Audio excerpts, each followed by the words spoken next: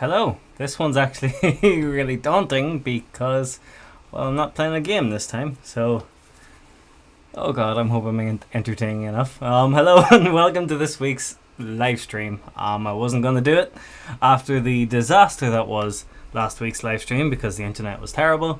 But I'm hoping that this week things go a little better. And to keep the pace down a bit, I'm going to do something different, in hopes that if the internet is still shit, you can probably still kind of follow along.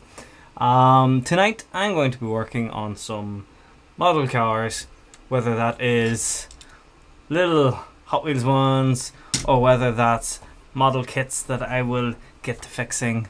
The weird thing for me is that the Mac is over here and I have the big screen in front of me here. But what's really cool is I'm gonna... Oh, I shouldn't have done that. Oops. Let's just do that. What I can do this time, which is gonna feckin' blow you all away, I can move one of the cameras. Whoa, check that out. Now we're talking. So, and because it's my phone, it's damn good quality. So we can actually like look at shit and stuff. So obviously we're a wee bit early days now, but later on in the stream when there's more people here, I'll probably do a little tour, because I'm not bound by wires or anything with it, which is pretty cool. I have it plugged in at the minute, but it doesn't need to be. So that's how back that it was. So I've got a camera up here. Hello. I've got a camera here, which I can move, and then I've got a camera here. So I don't know where the fuck I'm going to be looking at, to be quite honest, because I'm used to playing video games while I do this. So I'm usually staring at the screen and then look over to say something, but I need to work out where the hell I'm gonna where I'm gonna put this shit, because if I have it on the big screen here, then I'm always gonna be looking over here, even though the camera's here. And I feel like I'm on like The Office or something like that, where I'm gonna tell a funny joke and then I'll look at the camera. Or I could like tell a funny joke and then be like, ha! So I'm not used to this luxury. This is fucking strange. So tonight is just gonna be chatting shit, taking it easy, answering any questions you may have, and in the interim between not being asked anything, because I never get asked anything anyway, even though I say it every week. In the interim, I'm going to work on some models, talk a little bit about each one, and fuck around a little bit. So this is the 427 Studio, which is still very much a work in progress, I should add, but it's getting there. And as of this week, I've finally put my model paints all in a row. Check this shit out, right? This was a dodgy one, that's why it's not in anything. Oh, I'm gonna have to look at the other screen. But look at the way the camera focused. Oh, this is just the best. Anyway, yeah, so this was a bad one, but they are. I can even hold it up there. Fuck, I don't even know what I'm at, boys. There's so many cameras. I could be on one of those videos on the internet. I am actually. I'm streaming. Anyway, yeah. So I 3D printed. I got a new 3D printer. I've got it working, and I 3D printed like these wee paint holders, which then go onto like this pegboard thing. There's a paint missing there. I don't know why there's a paint missing there. I'm not overly impressed by the fact that there's a paint missing there, but who cares? Yeah, so it's all finally coming together, and I just thought, fuck it, let's relax for tonight, because I've been absolutely flat to the mat this last week, because I've just moved house back to here, and you soon realise just how much shit you have when you move house. I had fully emptied the garage and then completely filled it again with Mark II golf parts. So with any joy, there's a fella potentially going to take it all away this week, because I was going to organise it all, and then I realised life's too short and I need the garage back, so I'm just selling the whole lot, the big job lot, which means I get the garage back, which then means I can do videos of working on things, and boy do I have a lot of things to work on. So there's going to be a lot of content coming to the channel, but this is what it's all about. But for tonight, it's time to mess around with this. And to start with, I'm going to get myself a drink. A beverage with a percentage. Now, this is an awesome keyring that I got from my dad for Father's Day. Oh, I didn't know which camera to go to. Check that out. It's a Volkswagen T4. And it's officially licensed, is the best part. I'm a real sucker for Volkswagen shit, as you can probably tell by the fact I've got the Folklore channel going on. So far we've got Safrain Jim, who's got a Renault Safrain, which is... I don't think I've even seen one in person before, so that's cool as fuck. And Landmine55, as ever, is my good dear friend Corey Moyer, who usually you hear speaking, but tonight is a very through other... I didn't even know if I was going to do it tonight, but here we are. So the Newcastle Baron is on top of my bitchin' Metal Gear Solid coaster. I don't know about you guys, right, but I'm really funny about coasters that are like flimsy like this. How does it not get fucking drenched and ruined? I don't know. But if that's the topic of conversation we're having tonight, then that's off to a good fucking start. So, what do you just want? Now, there's two of you here talking in the chat already. There's more people watching. Hello, everyone. What do you want to see? So I have a model kit in particular that didn't survive the trip to this house and needs repaired. I have a shit ton of... I can show you. Check this out. Right. Okay, so bear in mind the studio is not fully clean yet. I'm not unboxing shit, Corey. I mean, they're all up here. So I've got... What have I got tonight? I've got a box of Hot Wheels and things that haven't been touched, and what I was thinking I could do is...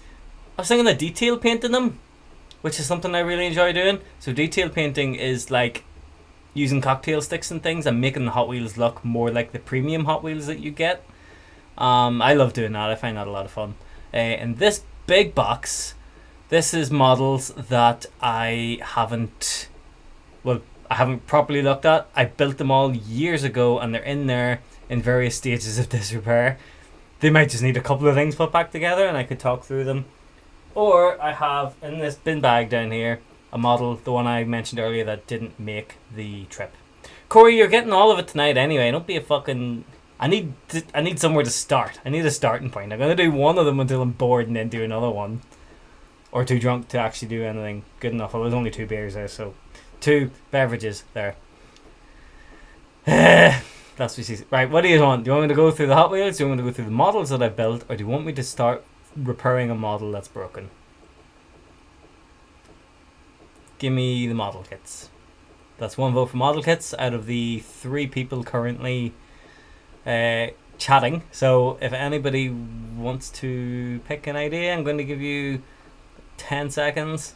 I don't know what the latency's like, so show us the Hot Wheels. Oh, Jethro's here. Hello, Jethro. Okay, Jethro wants to see Hot Wheels. Now, actually, I just realised that's only like... that's a 50-50 vote now. So 1 vote for model kits, 1 vote for Hot Wheels. Somebody needs to be a decider here. If one of you says the code... Okay, right, that's... May I ask whether there's an iPod on screen? Oh, I just I moved it out of the way. I'm sorry, I'm so not used to this, having multiple cameras. This is fucking... this is mind-blowing. It's the fanciest I've ever been. Also, I want to just say, tell me if there's any issues with the stream this time. Because they give us a new internet router, which isn't fast, but is hopefully reliable. And I think that was the issue last week, was that it kept disconnecting. So if there's any issues, please let me know. I do not want to repeat it last week. Anyway, this was my first iPod. It's an iPod Classic 120 gig. I think the hard drive shit itself on it.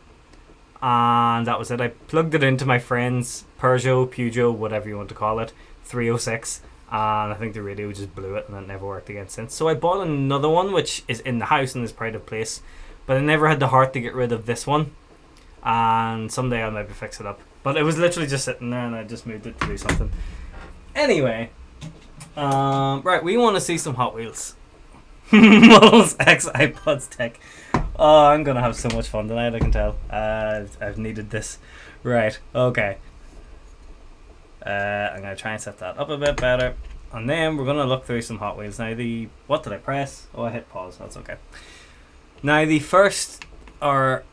way I'll do this is, I'll take the box. Would you just fucking... This is the problem with not having a mount for this. I have it sitting in a Steam Deck holder. So these are Hot Wheels that I have been collecting since... God, I don't know. Case in point, there's one here that I can actually grab. This particular one... Now, this is going to be interesting to see how we work this. I've had this since I was about 4 years old. and you can tell because it is very, very aged. Yeah, so some of them I've had for years. Some of them I've had up until like yesterday. But I'll grab this box and we'll just start fucking looking through them. I wonder what the best way is gonna be. But sure, we'll work something out.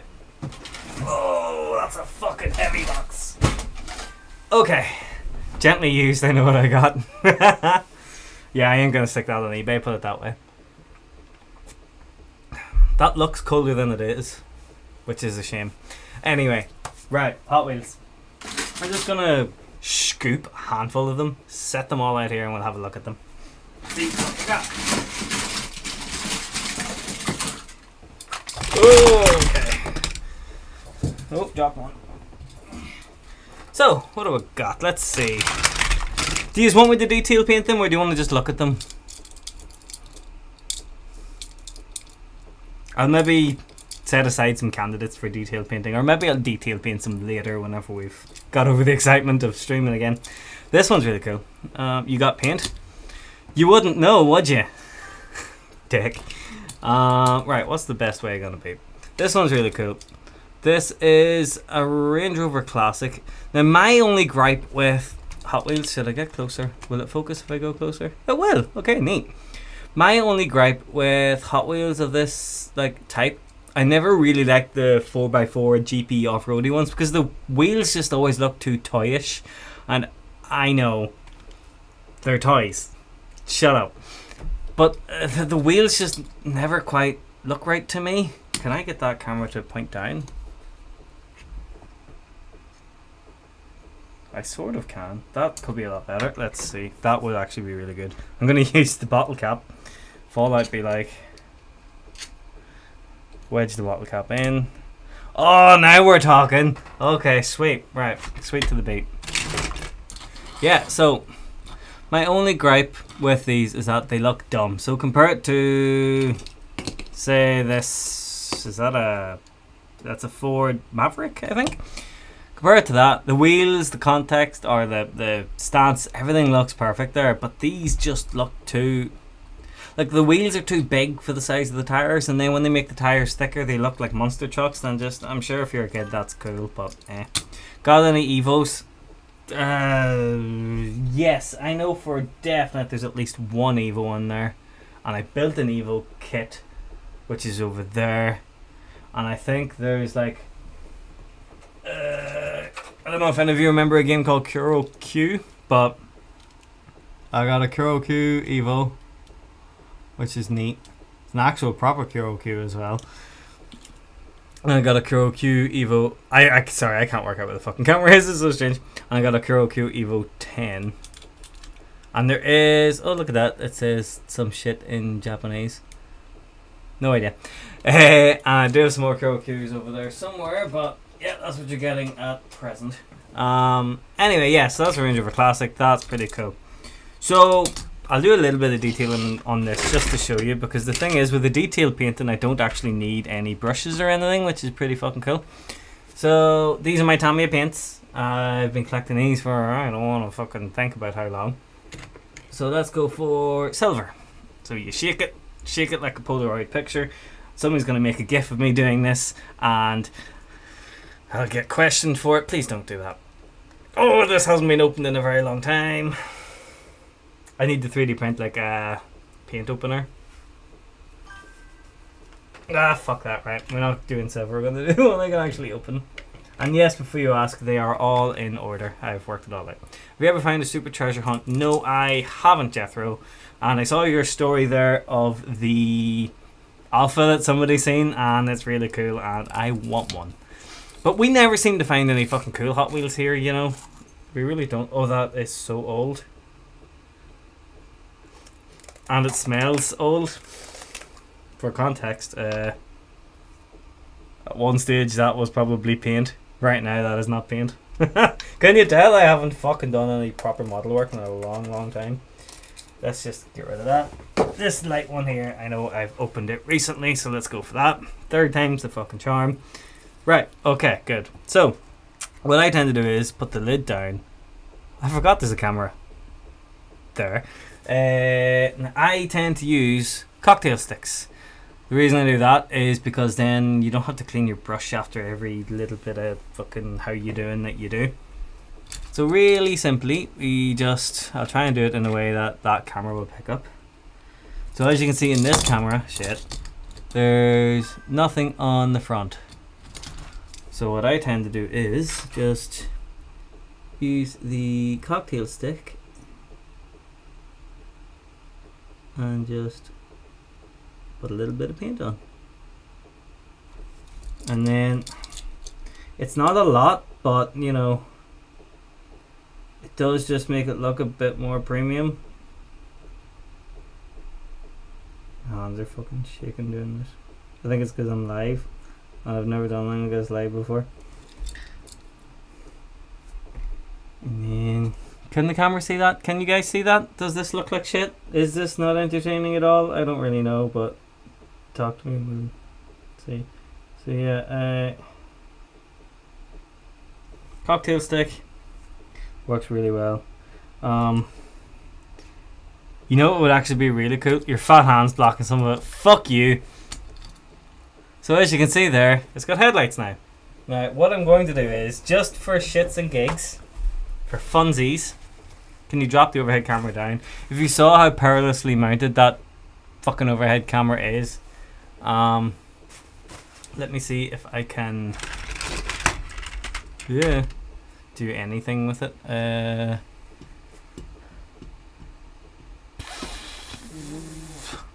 Boy, can I not. Let's see. Overhead camera. Top cam. Right. I don't know if this will even work in real time whenever you guys are watching, but we'll soon see, I guess. So I can crop it a bit. If I crop it in, then I should be able to biggerize it, is my thinking. So if I change that to 360 and change that to 360, that to 120, and that to 120. Are you guys seeing this in real time? I'm not actually sure. Then we'll rotate it a bit, and then hit done. Move it and make it a bit bigger. Does that help? I hope you can see that. Can you see that? It's not as clean, but you know, it's something maybe. I don't know. Okay, so for shits and gigs, I'm going to get some yellow paint because I love yellow. But why yellow, you probably ask yourself. As in, why do I love yellow, or why are you doing yellow? Questions you'll just never know the answer to. It is acceptable. Well, thanks. Thanks that this thing I decided to do last second is acceptable. So now, we do the same again. We get a toothpick.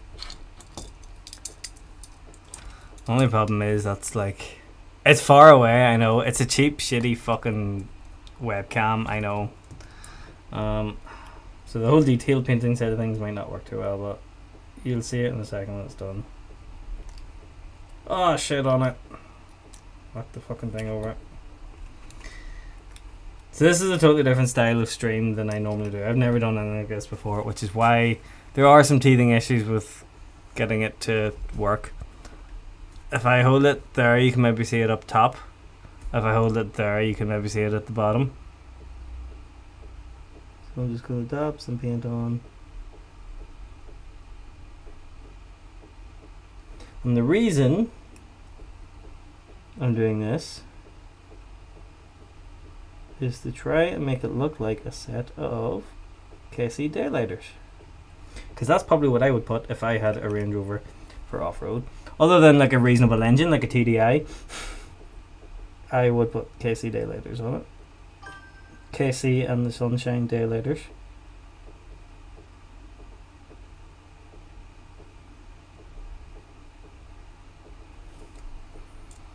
To begin painting the country t-shirt. That was a fear. See, does not already look so much more detailed than like the standard Hot Wheels did? And for all it takes, a bit of paint, bit of fucking how you doing, a little bit of whatever. So I'll show you some others while that's drying the spotlights, and we'll come back to that, and I'll try my best to do the wee KC thing on it. So this, back to this one. This is a Ford Maverick. I believe they only sold these in like certain markets. I don't think did the States even get the Maverick. Am I imagining that? I'm not massively au fait with shit like that. I am now also aware there's a fucking USB-C just sitting up. Sorry. We're gonna put that. Let's tuck that in. You didn't get the Maverick. Okay. Well, I always thought the Maverick was pretty cool looking. It's a shame you didn't get it. Like, it's badass. Have you tried painting water slide decals for your diecast? It is. Oh. I've been calling this a fucking Ford Maverick. It's a Chevy Vega. My bad. I'm an idiot. Have you tried painting water slide decals? I haven't on the diecast. Never on the diecast, but the model kits that I do, for example, this Impreza here, those are all water slide decals. You know, so I have done the water slides before. I also weathered that, put a bit of dirt on the back, tried to make it look like it's being rallied. So water slide decals are awesome and a pain in the ass at the same time. I really don't know what fucking camera to look at. And is that facing the right way? Yes, it is. Okay. Anyway. Yeah, water slide decals, bit of a pain in the ass, but sure. Oh well. Yeah, it's a Chevy Vega. Shut up. I didn't notice. What is this? Oh, well, I know what this is. Anybody who's a fan of our channel probably recognizes what this is. I don't have one, but I'd like to have one. This is a Mark 1 Caddy, based on the Mark 1 Golf. And believe it or not, you might not know this, but these didn't come to Europe first. These were actually sold in America first, as far as I'm aware. They were first built in the Westmoreland plant and then went to Europe. And I didn't know that until I was making a video on the Westmoreland plant. Something in the Westmoreland plant. And hell yeah, America! When your Volkswagen's more American than anything. I have an orange one somewhere. I have an orange one as well. It's in my workplace. This is... I'm going to have to... Oh, it's a Daytona. I was going to say I'm going to have to try and work out what it is. Look, I like the realistic Hot Wheels. To be honest, the ones with the paint jobs and all don't really do anything for me. But I liked this one because it's a Daytona. And I don't know if it's how it works, but I always figure that if they don't sell enough of a particular type, they'll just not bother making them anymore. And I don't want them to not make Daytonas anymore. So when I seen it was a Daytona, I thought, you know what? Someday maybe I'll paint it or something. You're going to see a lot more Daytonas, so don't worry. Wonder is that dry yet? Nearly dry. I accidentally used matte paint, so oh well. Oh, this is cool. Not very often you see a Hot Wheels pickup that says rotary power on the back. I suppose there's not many pickups in general that say rotary power on the back, but there you are. This is the wee, I can't remember what it's called, the Mazda Repu. I can't imagine that's what it's actually feckin' called. But anyway, that thing could really do with B1500. That makes a bit more sense. Zamac edition, which came with power multipack. I don't know what Zamac is, but that sounds cool. Why do you keep saying B over and over? I don't know. There's no mention of B anywhere on it, so I don't know. But these are the type of Hot Wheels as well that the rotary engine pickup. Ah, aren't you fucking smart, Mr. Broner? I've never known how to pronounce that. I'm sorry. This is really cool steel wheels. Actually, they're banded steels, I think. But yeah, these are one of those ones that the whole front end is just chrome and kind of takes away from it a wee bit, I think. Again, these are fucking children's toys. I know, but I like to display them as mini models. And yeah, there's a thing called a wash, which unfortunately I don't have any of at the minute. So some night when we're doing a stream, I'll show you what a wash is. Somebody really funny is going to say, oh yeah, he looks like he doesn't know what a wash is. Look at them hands. I've been working in the garage all night. Shut up. This is a Chevy. Now that's actually pretty cool. I think that's a Matchbox. Fucking the canoe's a wee bit overkill. But yeah, that's very fucking cool. Half of these I do not remember getting, I'll be honest, so I'm looking at these for like the first time. But these are years of collecting, and I don't know if there's a difference between American Hot Wheels and Irish Hot Wheels, but there's a lot of cool ones I see everybody else get and we didn't get, so I don't know. Yes, it looks a little bit like Marge's thing. I'll give you that. I'm trying not to put them back in the box so that they don't wind up fucking...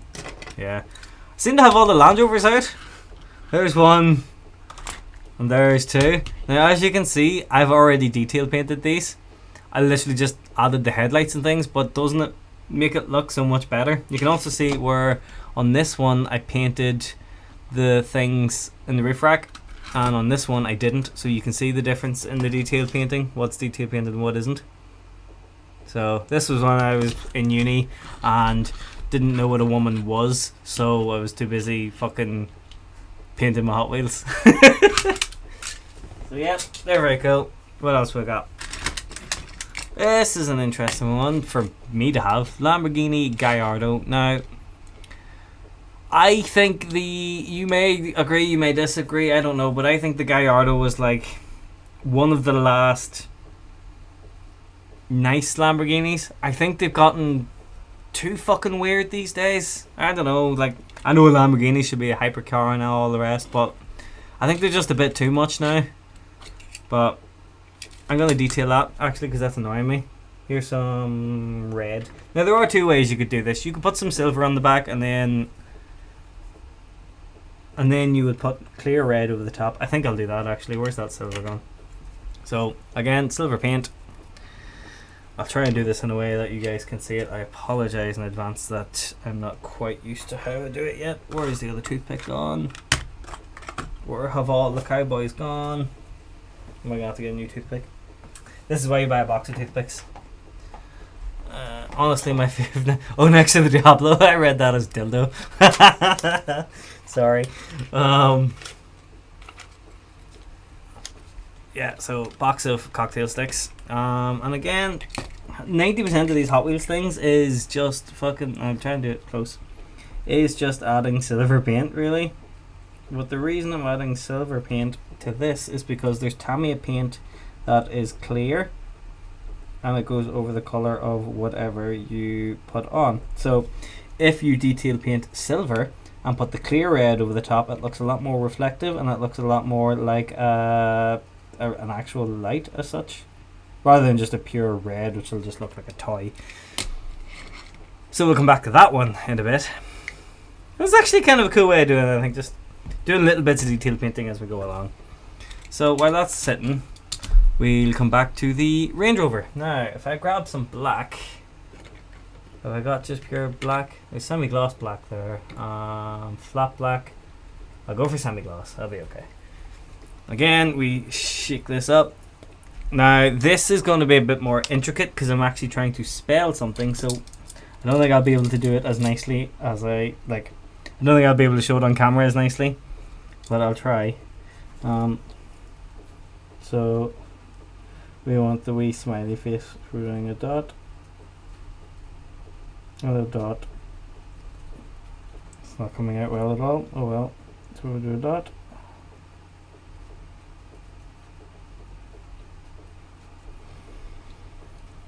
And another dot.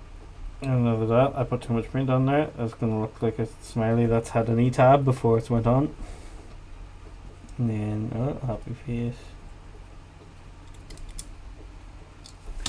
There we are. They're kind of like a set of KC daylighters. It's so fucking dumb, but there we are. So now the Range Rover has daylighters. What do we think? I'd buy it. I've just completely devalued this Range Rover and I don't care. So that at some stage will go onto a shelf rack. I have I'll show you later on, but like a rack for these to go onto. I love KC lights. KC lights are so cool. So cool. Whenever I get the Volkswagen bay window done, I would be putting KC Daylight. No, I won't. I'll be putting replica KC Daylighters on because fuck paying for fucking Daylighters. Right, let's see. What else we got sitting here while we wait for that Lamborghini to dry? Audi A4 BTCC. Now, this is a Scalextric car, and as you can see, it has been in the wars. It's got no tires. It's missing the spoiler. The glass is broken. I've got its friend. Seldom's Custom Hot Wheels. Anybody who knows me will tell you I'm not very good at selling things. I do have this car's companion. These were both in the same Scalextric set from the 90s. Yeah, this lives up on the desk though, under my big Laguna. Yeah, this thing's, it's kind of fucked. I Forza Lobby first corner. Yeah, I stole this from my brother's Scalextric set when I was younger. So sue me. That's what you do. If he still had it, it wouldn't be here now. That's what I tell myself. That's how I justify stealing things. I'll put that E-Type back. What else was in this box? XJ220. This was from a Barago set. Only buy things and never get rid of anything till you have no space to work on anything. Who told you? Have you been spying on me? Yeah, this was like a cheap set that you used to get in petrol stations over here. Years ago, like 90s. Oh, it's Maisto, not Barago, sorry. And you know that it's you know that it's old and shit when the scale isn't a normal scale. Like this is 1/40th scale. What the fuck do you buy that's 1/40th? Everything's 1/43rd for those who don't know. So yeah. So dumb. This is a fire and rescue defender. I do not know what company this is. Oh, it's Corgi. Okay, so it's just a weird toy that you would have got as a kid, I guess, is probably about all there is to it. But it's cool. I mean, it's a Land Rover, I guess. I do like Land Rovers, as you can tell. Right, I think that's going to be dry enough now. So, we're going to stick on the clear red, which is this one. So as you can see, it says clear red. And you give it a shake, and then you hope nobody laughs at you on the internet. Then same again, we just get the cocktail stick. Try and do this on camera as well as I can. Put a bit of the clear red on.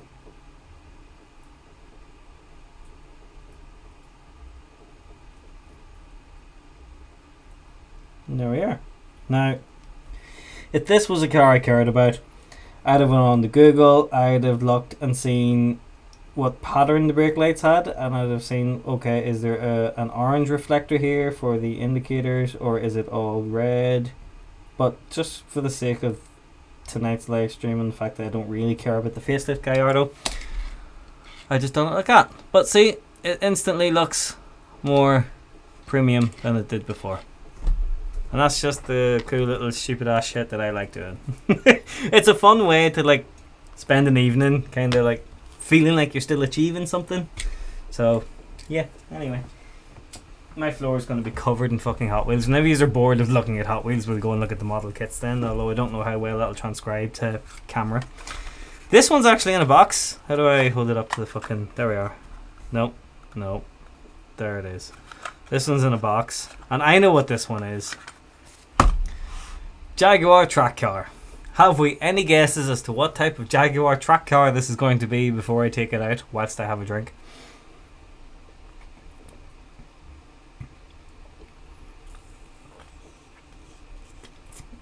I should say there's a lot of Jags, but that's not news to anyone.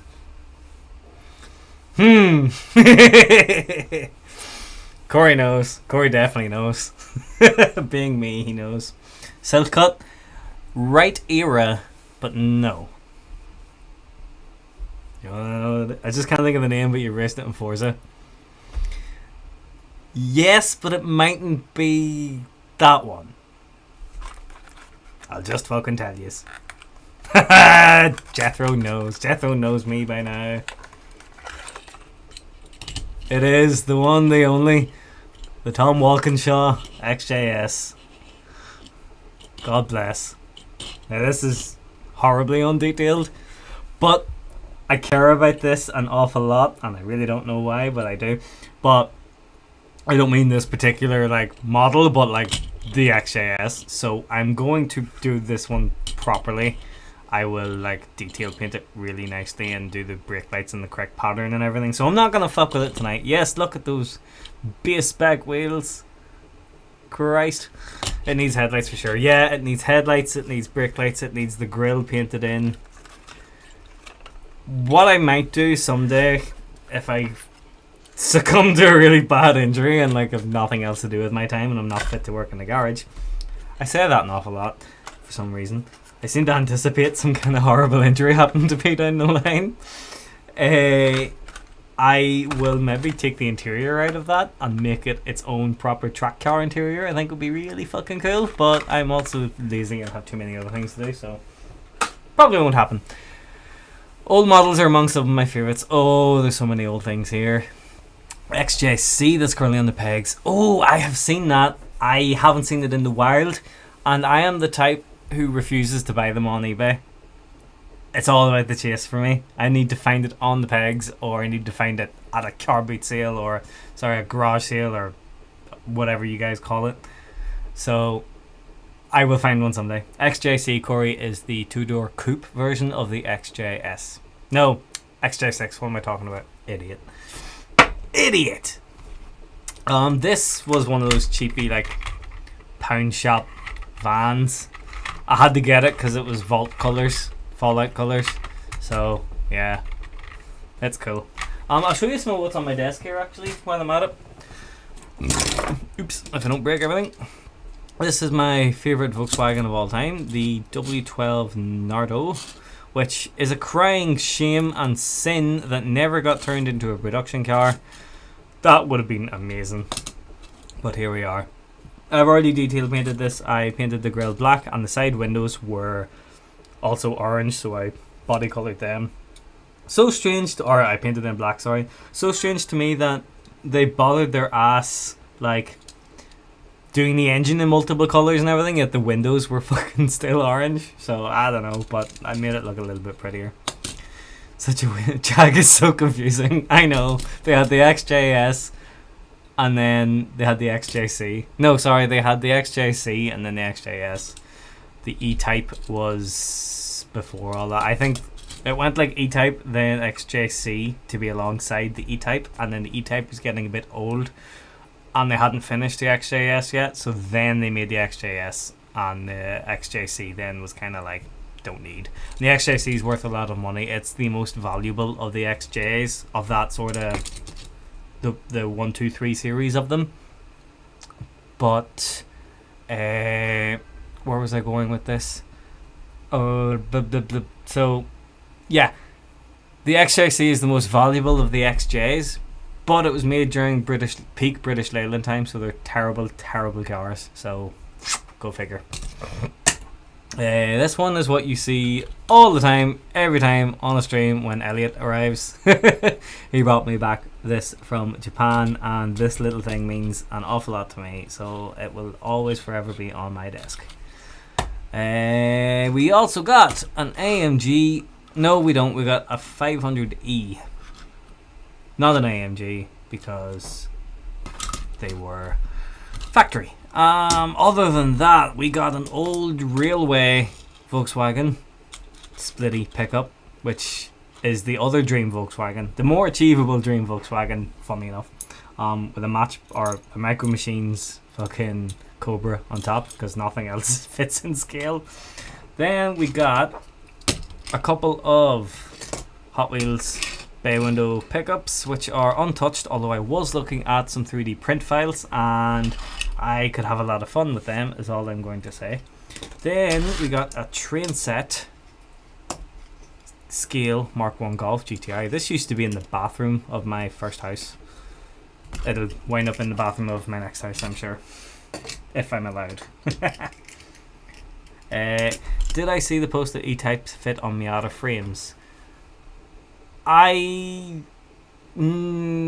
it not a D-Type or a C-Type that fits? I don't think it was the E-Type, Corey. I think it was one of the Le Mans race cars. I could be wrong, but that's what I thought. I have one of those Golfs. Nice. This is another Kuro-Q. I have a few Kuro-Q on my desk. I loved Kuro-Q as a kid. Like, really, really loved Kuro-Q. I bought a job lot of them once, years ago. I still have all the boxes somewhere in the attic, I think. This one's one of the coolest ones. A proper fucking rally car one with Solberg and all. Like, this is a proper licensed WRC Kuro-Q. The person I bought these from on eBay obviously must have had a Subaru, because he has every generation of Subaru. Yes, this here is an RC one. The wheels turn. I've lost the controller, annoyingly, but zip stops were something that were too expensive for me when I was a kid to justify importing, and it scares me to think now that I'm an adult with some money and I need to organize all the display stuff that I have, because it would be so easy for me to really get caught in a rut. Okay, let's do another handful of Hot Wheels and see what we got. A big scoop. That's the sign of paintwork getting fucked. Right, what have we got? Oh, some of these are old. Right, this I think came from Doyle, actually. This is an Alpha 155 DTM, which I thought was on the shelf, but I guess it's not. This must have been from like one of those really cheap like Chinesey sets, because it's like proper, like no brand, no nothing, but it's definitely of its time, which is very cool. But again, surprisingly, like, it's really detailed. Like, they never raced this Alpha in yellow, so why the fuck it's yellow, I do not know. But it's really detailed. Like, it's got proper headlights and indicators and fucking brake lights and all. Like, it didn't need to be this detailed, so that's kind of cool. That's that. This is a Majorette, is it? No, it's Maisto again. Huh. These weren't common for years over here, and then suddenly became common. I don't really know why, but again, they're one of those ones that's surprisingly detailed for a cheap car. I think what's happening is the likes of Maisto and Majorette and all are coming in now and trying to capture the market of the cheap toy, because Hot Wheels aren't cheap anymore. They used to be, but now they're not that cheap anymore. But yeah, this is a 69 Charger, and it's yellow, so I had to have it. It's weird because I have so many fucking Hot Wheels Chargers. In fact, is that one? Yeah! What's the chances of that? This is a Charger 500 next to a 69 Charger. And it's cool because I can show you the difference now between the Charger 500 and the regular Charger. So the Charger 500 was made for 1 year. I think it was 69. It was either 69 or 70. And it was for racing. It might have been for NASCAR. And the reason you can really tell the difference between a Charger 500 and a regular Charger, other than the fact that they don't have pop-up headlights, is the back glass. Now this is real fucking, this is hardcore Mopar knowledge. The glass on the back of a Charger 500, and it's really cool that Hot Wheels have like incorporated this, but the Charger 500 has flush glass. Now I'm hoping I can show you that. See the way the glass is just normal glass there, and compare it to the Majorette Charger, and it has the buttresses kind of like an XJS. The Charger 500 was the only one to have the flush rear glass, and I think, don't quote me, but well, you won't need to quote me because I'm going to show you. I think the Charger Daytona was based on the Charger 500. Yes, because the Charger Daytona also has the flush glass. But obviously, you would know a Daytona because it'd have a nose cone and a big spoiler. So that's how you can tell a Charger 500 from a regular Charger. So hopefully that was some useless knowledge for you. Well, it was certainly useless. My knowledge of Mopar is pretty strong. I obsessed with American cars. Most of my Hot Wheels are American stuff. It's probably the fact that Hot Wheels were American, so a lot of the Hot Wheels you would have got when I was a kid were American cars. They didn't really do much of the imports at the time. Imports, he says, like he's actually from America. Majorettes are so nice these days, and they have really nice subject matter. And yeah, as you said, Jeff, really good models and nice castings. Like, They're actually really fucking good, and they're not that dear, which is the crazy part. This is a remote control split screen van. I have no idea where the remote is. It's probably fucking long gone, as is probably the battery in this thing. Does it light up or anything? It won't even switch on anymore. Oh well, okay. Is there light? No. Well, there you are. That was remote control. Basically, any time over the years somebody's seen a Volkswagen of any type, they've got it for me, which is really sweet, and I kept every single one of them. Much to the disdain of everyone around me. Now this is a really cool one. This is Matchbox as well. This is a 2002 TII. Is it a TII? It might just be a TI. No, it's none of the above. It's a 2002. My knowledge of BMWs isn't great. So correct me if I'm wrong. It's a 2002, which means 02 is the model and 20 is the engine size. So I think it's a 2 litre 02, if that makes sense, because you'd have the 1302 and stuff. Could be wrong, but I think that's the case.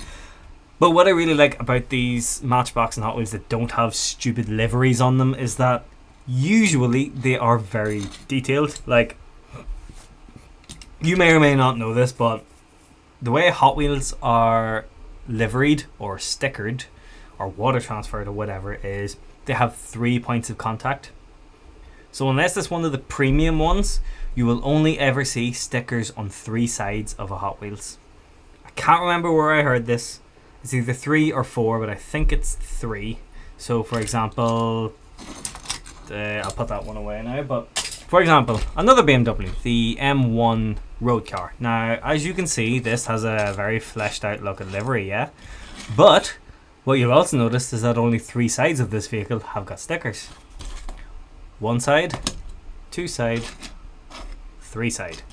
No brake lights, no headlights. So a road car will usually have headlights and brake lights, and then maybe something else, but that will probably be it. And something with a livery will usually have a livery on the 2 sides and the top, and not have headlights or brake lights. But you probably notice it now that I've mentioned it, but unless it's one of the fancier, more premium Hot Wheels, the normal toy Hot Wheels will only have stickers on 3 sides. Also, yeah, this is the BMW M1, and I think they're cool as fuck. You know, I may ramble, but you do learn something from these live streams. What else we got? Yeah. I got nothing on that one. I'm pretty sure there's a Mario character missing off the top of it. Why did I buy this? I say that to myself very often, to be fair. This is some kind of big fucking Freedom pickup. What is it? Dodge Lil Red Express truck. I actually had forgotten what this is. I do like big old American pickups and things, but I'm not so great at remembering what the fuck they are. I think it's because I just saw the stacks on it and I was like, oh fuck yeah, stacks. Give her stacks, lad. Haven't seen anything worth detail painting yet, to be honest, so that's why I haven't done any more. It came factory with stacks. Fuck yeah, that's so America. So to come away from that, and here's a Subaru Sandbar. Little K truck, very cool. Little Matchbox thing. The M1 is a proper dream car of mine. Very cool to finally see one last year in Munich. Ooh, I've never seen one, so that's very cool. None of the museums that I've been to, I haven't been to very many museums to be honest, but none of the ones I've been to had an M1, so I'm very jealous. Is it as low as you expect it to be, or is it all kind of like video games are a lie? Another pickup. I seem to have just grabbed a load of stuff I don't really care about here. Yes. This is a bow tie. This is a Chevy. M1's dirt nasty low.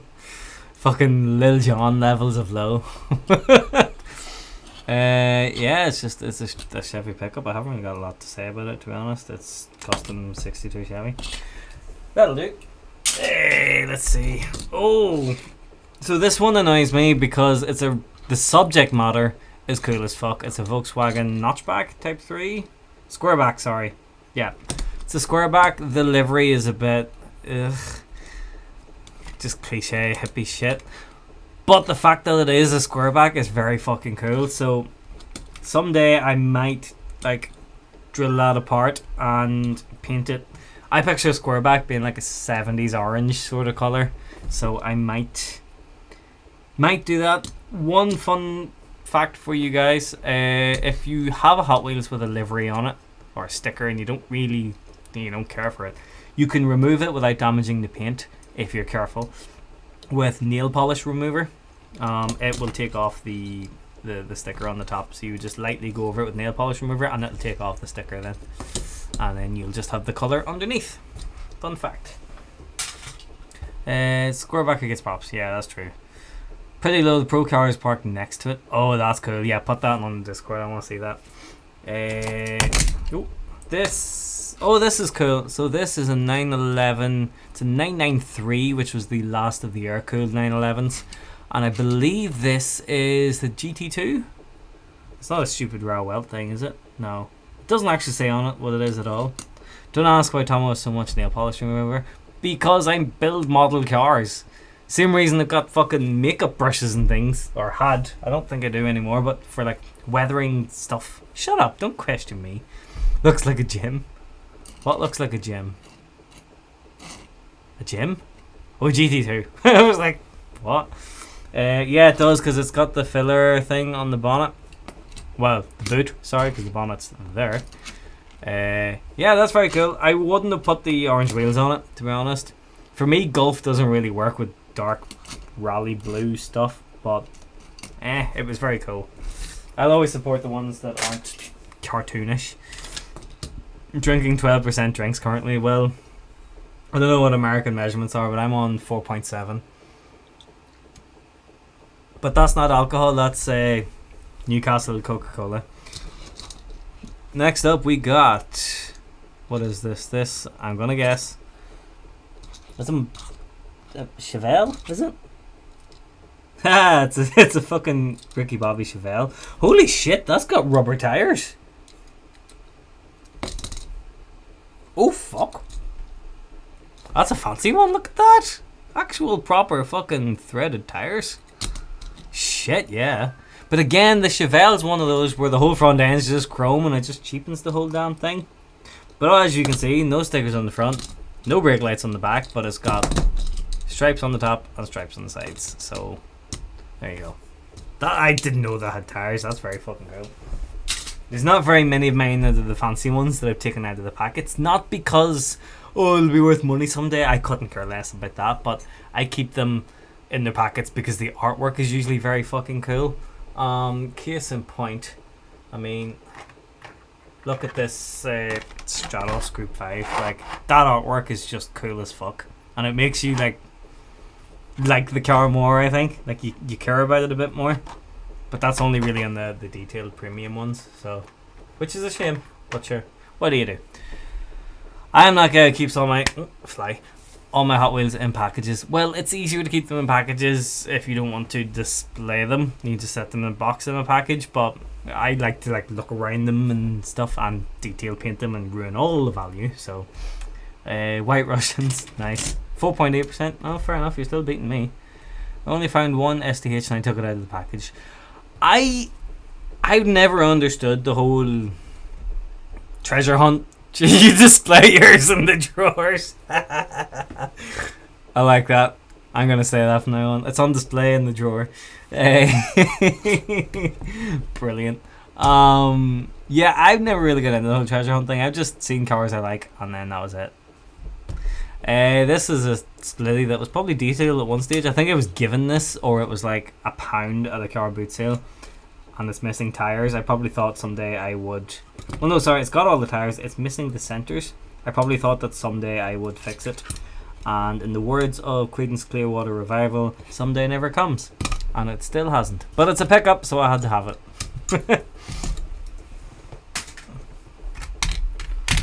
It's the Fallout-y looking van that I shown. This is the same sort of brand. You see them in like children's toy shops and things. Yeah. I have 2 Hot Wheels shipping boxes full of loose cars. That's how I display my models. Awesome. It's so cool that like it's not just me.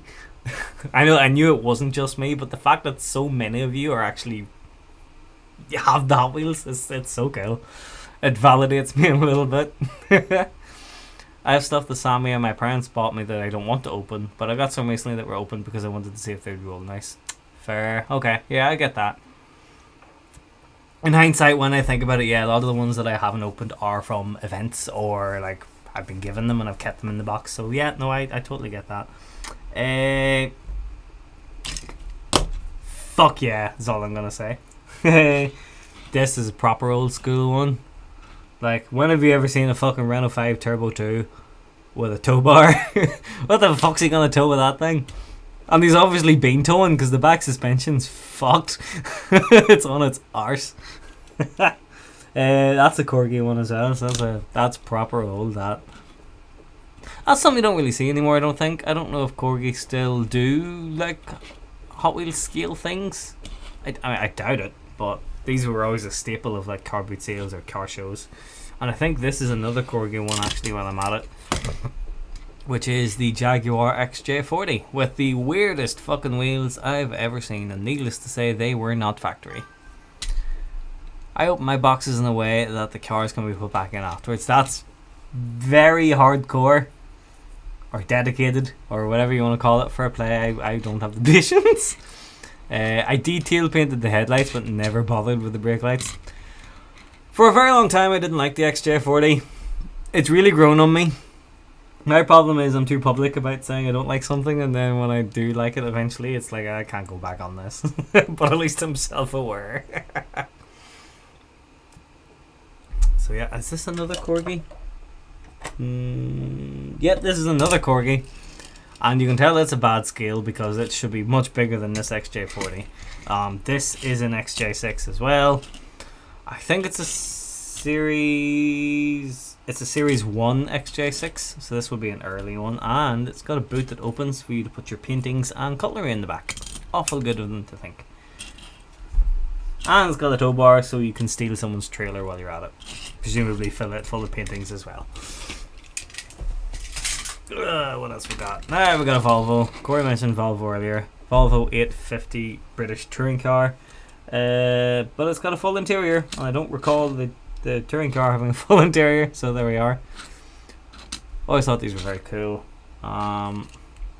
Borrowed. Yes. This is very cool. It's probably worth detail painting, but because it doesn't have like a racing interior, it's never gonna look right anyway, so I'll probably just leave it as it is. Also, it's got a sunroof, but very, very cool that like Hot Wheels are on track with their BTCC stuff from the 90s. I'd love a Hot Wheels Laguna. I think that'd be cool as fuck. What do we got here? Is this a Dodge Demon? Dodge Demon. God, I'm good with my Mopar. 71 Dodge Demon. Again, I don't care for the things with the flames and the liveries and all the rest, but when I see a Mopar or a rail car, usually I'll get it. Mopar or a rail car.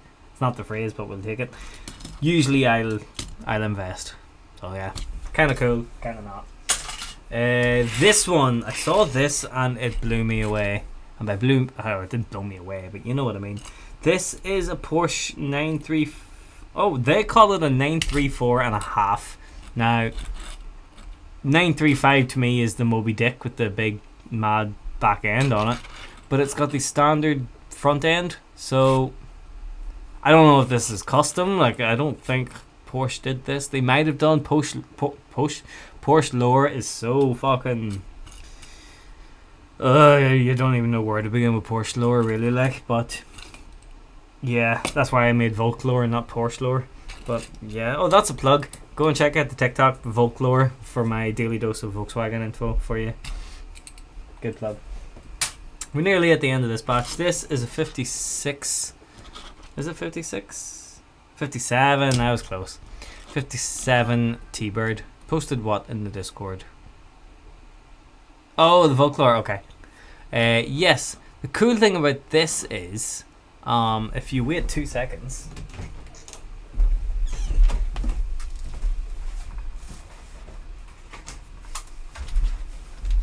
I also have it in 118. So yeah, this was my dad's. He's had it for donkey's years, like. But yeah. Just thought I'd show that.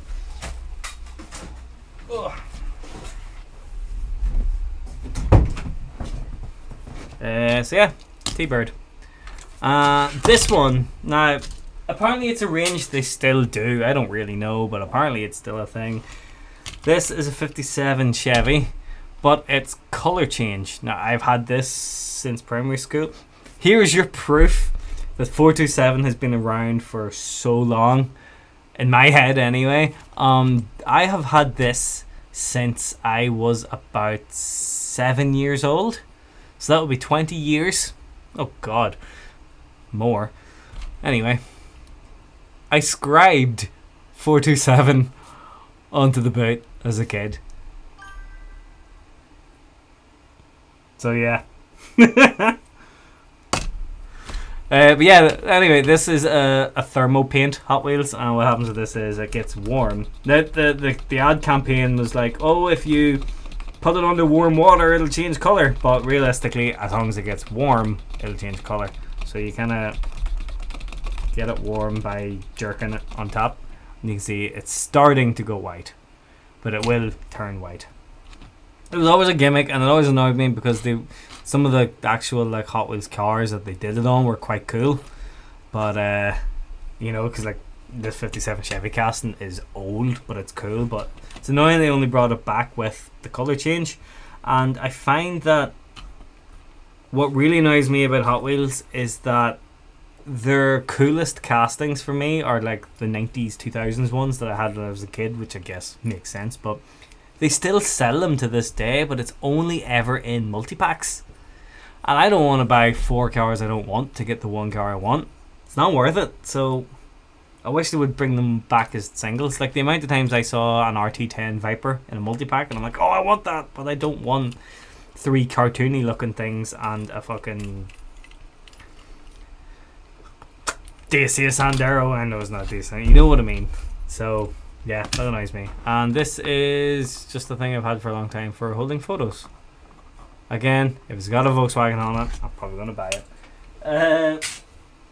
Oh, this one is for Elliot, just because I see it at the top of the screen. Hot Wheels Evo. In the 2001, 2002 livery. And in fact, while I'm at it, I see that the brake lights have been done silver, so let's give them a bit of clear red to give it a bit of detail, to try and break things up a little bit. So do you want me to keep going through the Hot Wheels? Do you want to have a look at some of the model kits that I've built over the years that are in the box and probably need some bits of repair? Or do you want me to look at the model that needs fixed? Or do you want me to just sign off altogether because I'm not very entertaining? I'll only take a slight bit of offense.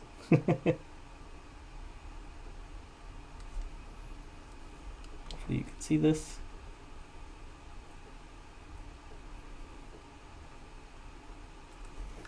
It does not look better. Model kits. Okay. Hello, Karen. Thank you for tuning in.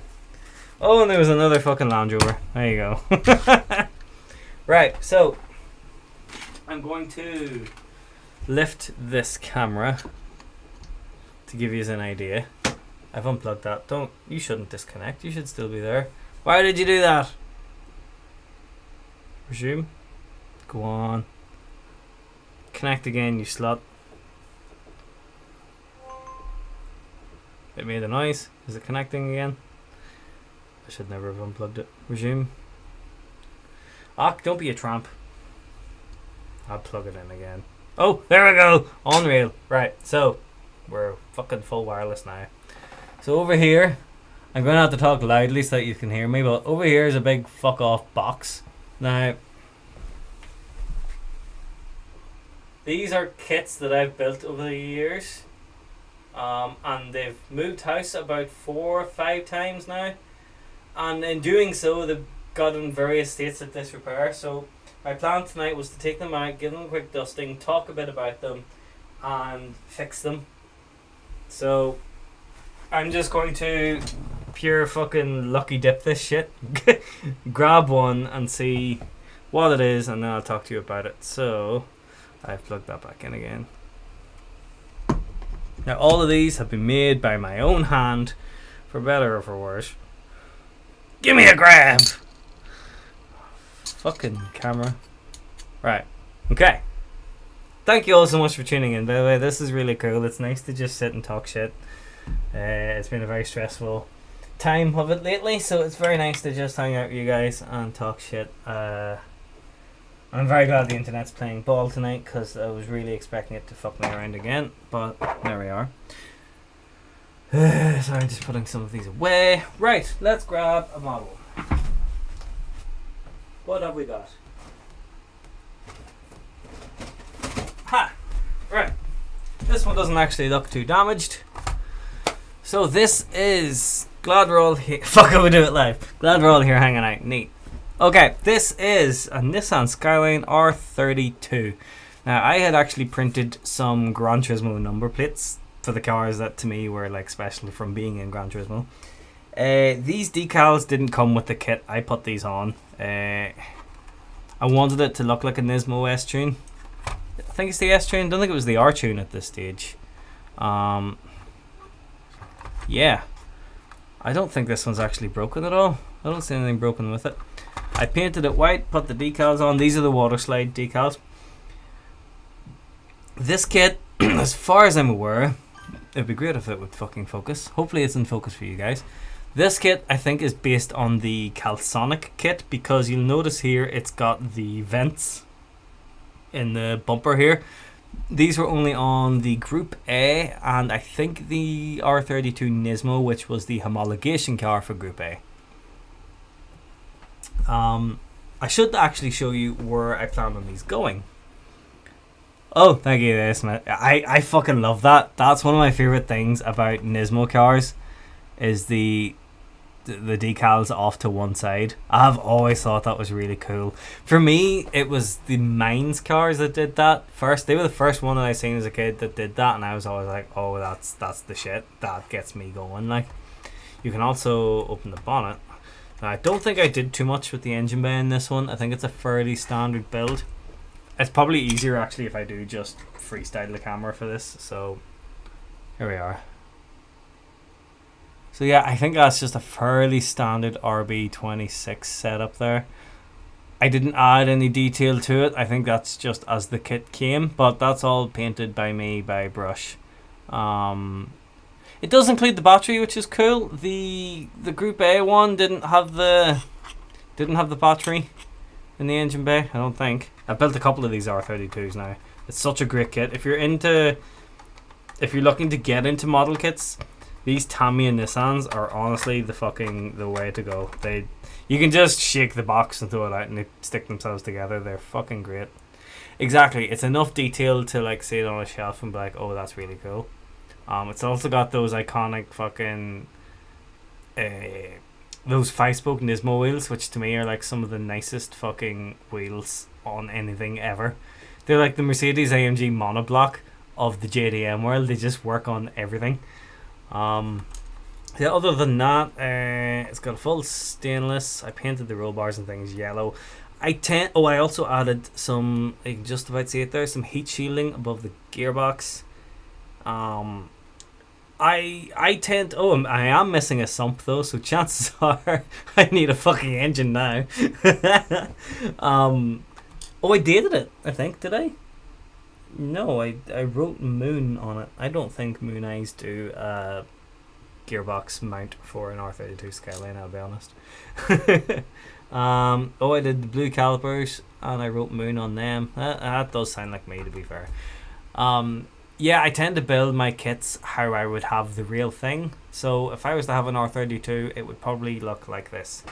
But yes, what I meant to show you there was what I actually am doing with these kits. So at the minute, I am printing wall mounts. And you can see up there, I've got 4 Imprezas that I built up on display. They screw into the wall with 2 screws, and they're meant to look like they're not really there, but they're kind of on display.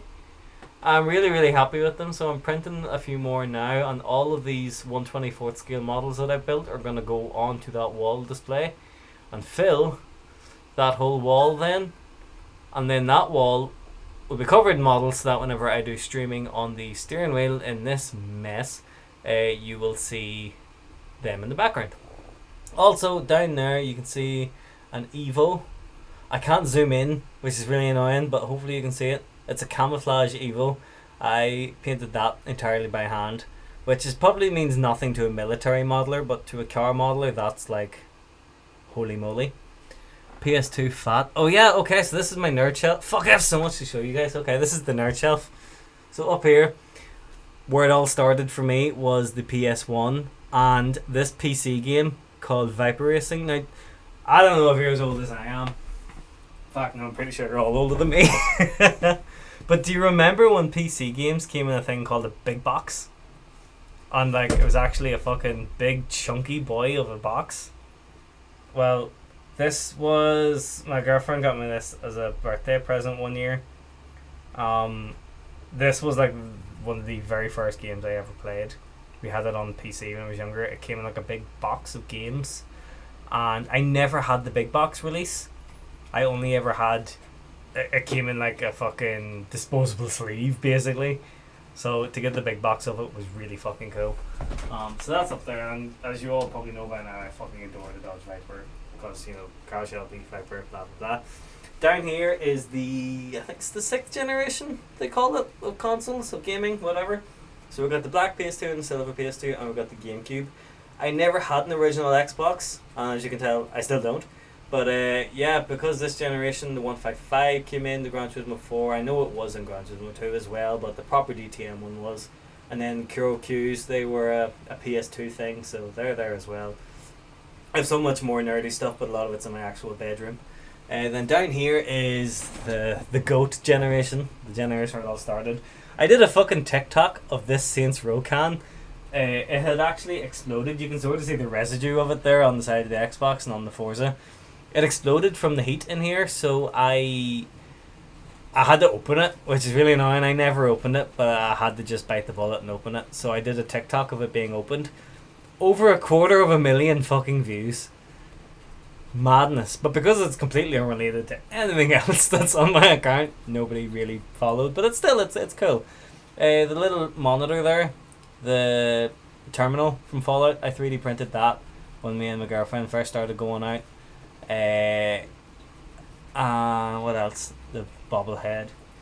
And then GT5 and a little light up Vault Boy. Does he still light up? Does the battery work? It does! Ah, that's cool. So yeah, I have so much shit, I know. Down here was initially the Tomb Raider shelf, but then I realised I just have so much fucking stuff. So all the collector's editions of the Tomb Raiders, a random Plymouth Barracuda, some more Laras. Then we got a Clio V6, another Defender, Ford GT40, and down here was just more random shit I haven't really got room for, and that's the can of Coke I was drinking earlier. Yeah, so anyway, back to what I was talking about. All the model kits are going to go in there, or on this wall, on these displays. And this will be one of them. So this one's actually pretty okay, so it's not that damaged. So I'm happy enough. I'll put that one away. Now I need to find somewhere to set the camera whilst I'm doing stuff. Let's put it there. You can enjoy looking at what's sitting there. I'll put these copies over a bit. Sorry, this isn't very well organised, but I'm kind of just winging it. What's next? Now, this one is one of my favourites. It's not broken, but it's missing some parts. So as we get through the box, I'll try and find the parts and put them back on. This is 65 Mustang. Now, again, I've done this how I would have it. I've done it as like a weekend warrior kind of racer thing. I added the plug leads myself, painted them, put them into shape and so on and so forth. The wheels are off a Ford GT40, and my thinking was I put white letters on the back but not the front, because I wanted it to be like, you know, weekend racer. You put the good tire, the grippy tires on the back to help you put the power down. Just a couple of stickers. GT350 front bumper so that it's not like a normal Mustang, debumpered. I hand wrote the Go With The Moon on the top, and then I put the license plates in the boot, or in the back, so it looks like it's a McDonald's edition. Fuck off. You've now ruined this for me, you prick. GT350 side vents. I put a bit of rust on the back window because chances are if it's mine it's not going to be mint. Kept the bumper on the back because I think with these the back bumper really finishes them off nicely. No exhausts you'll see because I made a side exit system. Two of the ones coming out of the sides there. Still leaf springs in the back. Probably not a good thing, but there we are. So you can just about see the exhaust coming out there, and I did do burnt tips on it. Kind of hard to make out there, but yeah. It's got the knockoff centers from the GT40. Red and gold is timeless. Oh, there's more rust there because again it's one of mine. And the 32 on the windscreen is because whenever I race things and you're only allowed 2 digits, I will do 32 rather than 47 because first time I ever did a track day drag race thing, the number I got given was 32, and it's just stuck with me ever since. So if you ever see me do 32 on something, it's a reference to back when I used to do drag racing.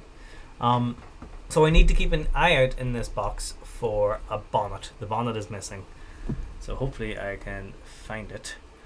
But we'll grab another model. Basically what I need to start doing is taking them out of the box and seeing what's in there. I'm going to set them on a shelf at the side, and as I work through them then I'll hopefully find the missing pieces.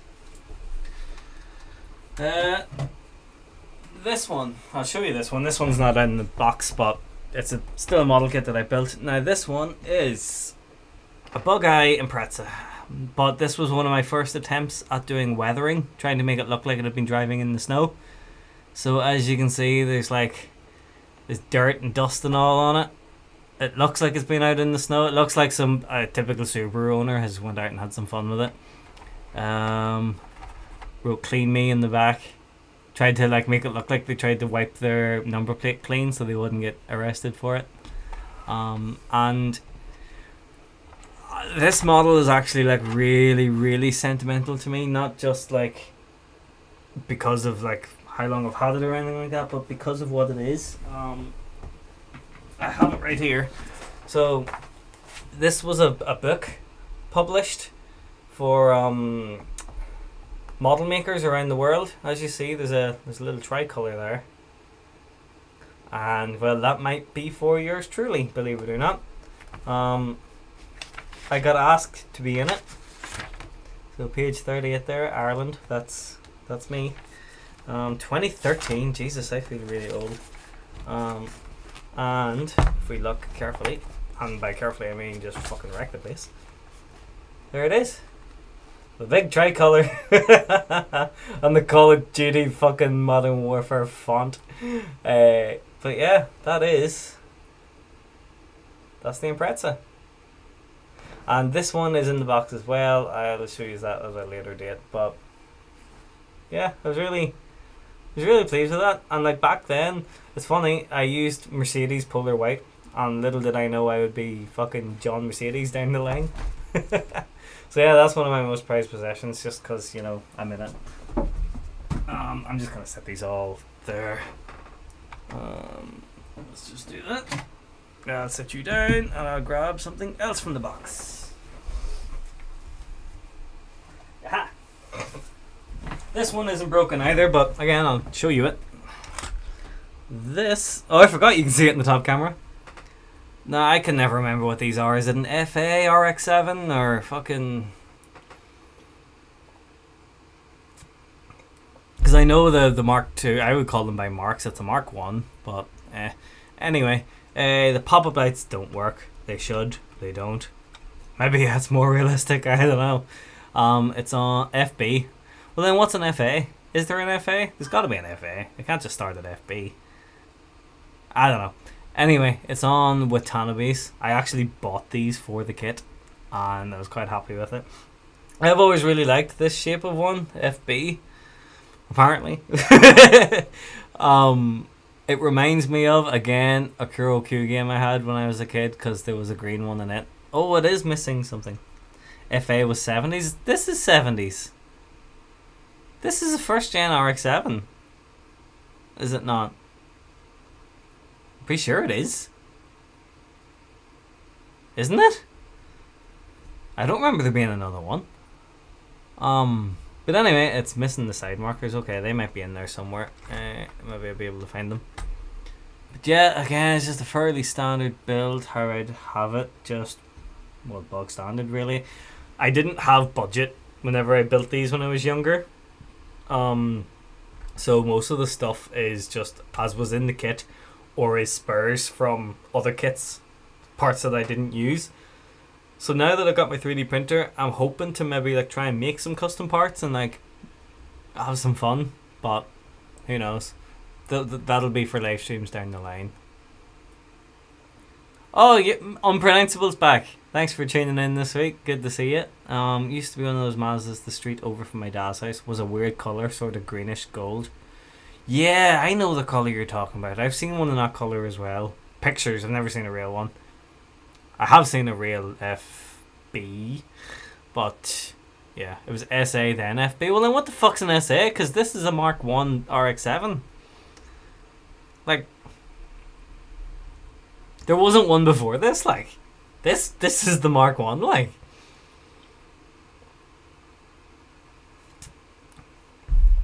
I tell you what was before this. Fucking Porsche 924.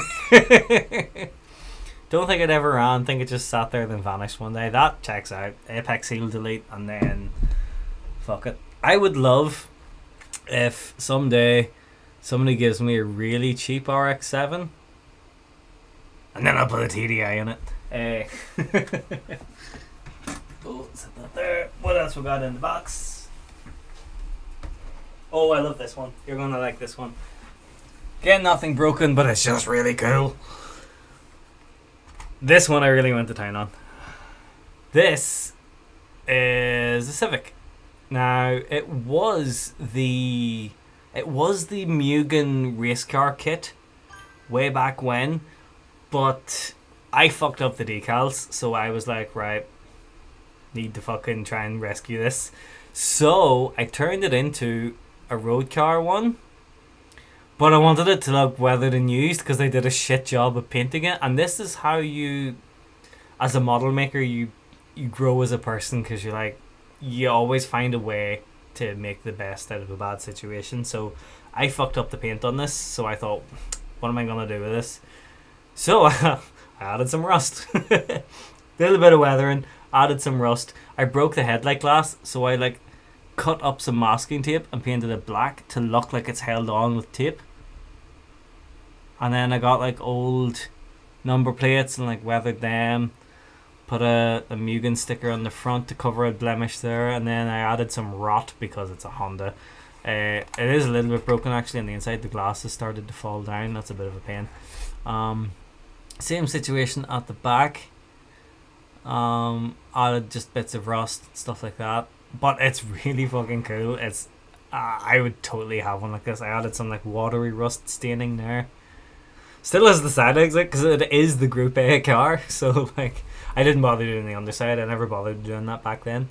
But yeah, I think they're Mitsubishi Evo rally car wheels. But somehow they're 4-stud, so maybe they're not. But yeah, I've always thought that's a really, really cool one. I've always had a real soft spot for that one. Anyway, right, let's see what else. Now, these were all built when I was a teenager. I can't remember the last time I worked on a model kit, really. It was a few houses ago. So these are all things that I built from the age of about 13 to about 19, 20 is most of what's here at the minute. How do you store your built kits? They seem really fragile. I've been invited to do some modelling at a show next month, but that's sturdier prototypes, military and railways. Yes, I get you. Honestly, very poorly, and that's kind of why I'm looking at how broken they all are now. Most of them have broken over the years, so it's just a case of I either say, oh, that's broken and get rid of it, or say, oh, that's broken, I'll weather it in a way to make it look intentionally broken, rather than lose the thing. So I will be going and I'm trying to that's why I'm taking these all out of the box now. I'm looking to see where the broken parts are. Hopefully they're all within that same box, and then I'll just stick them back on or make it look weathered or whatever. So long and the short of it is, don't take my advice on how to store it, because it hasn't worked. next we got... Oh, well, this one's broken. Hopefully the wheel is in there. The wheel didn't make it. This was the Honda NSX Type R kit. I only know it's the Type R because of the wheel that's there. This was a rush kit. I went through a phase one time of like trying to just build through some of my stash. The stash is very large. So it was a bit of a rush job. There's a bit of a lack of detail. It makes for a nice, they call it a curbside, as in it looks good from the curb, from far enough away. The boot does open and the engine is there, but like I didn't go to town with detail or anything. But the pop-up lights do work, and I think no, there's not. There used to be one of these I have anyway. There's a wee tab on the bottom and you can push it and they pop up. I go through phases with like in the NSX, to be honest, Corey. Sometimes I think they're awesome. Sometimes I'm like, there we go.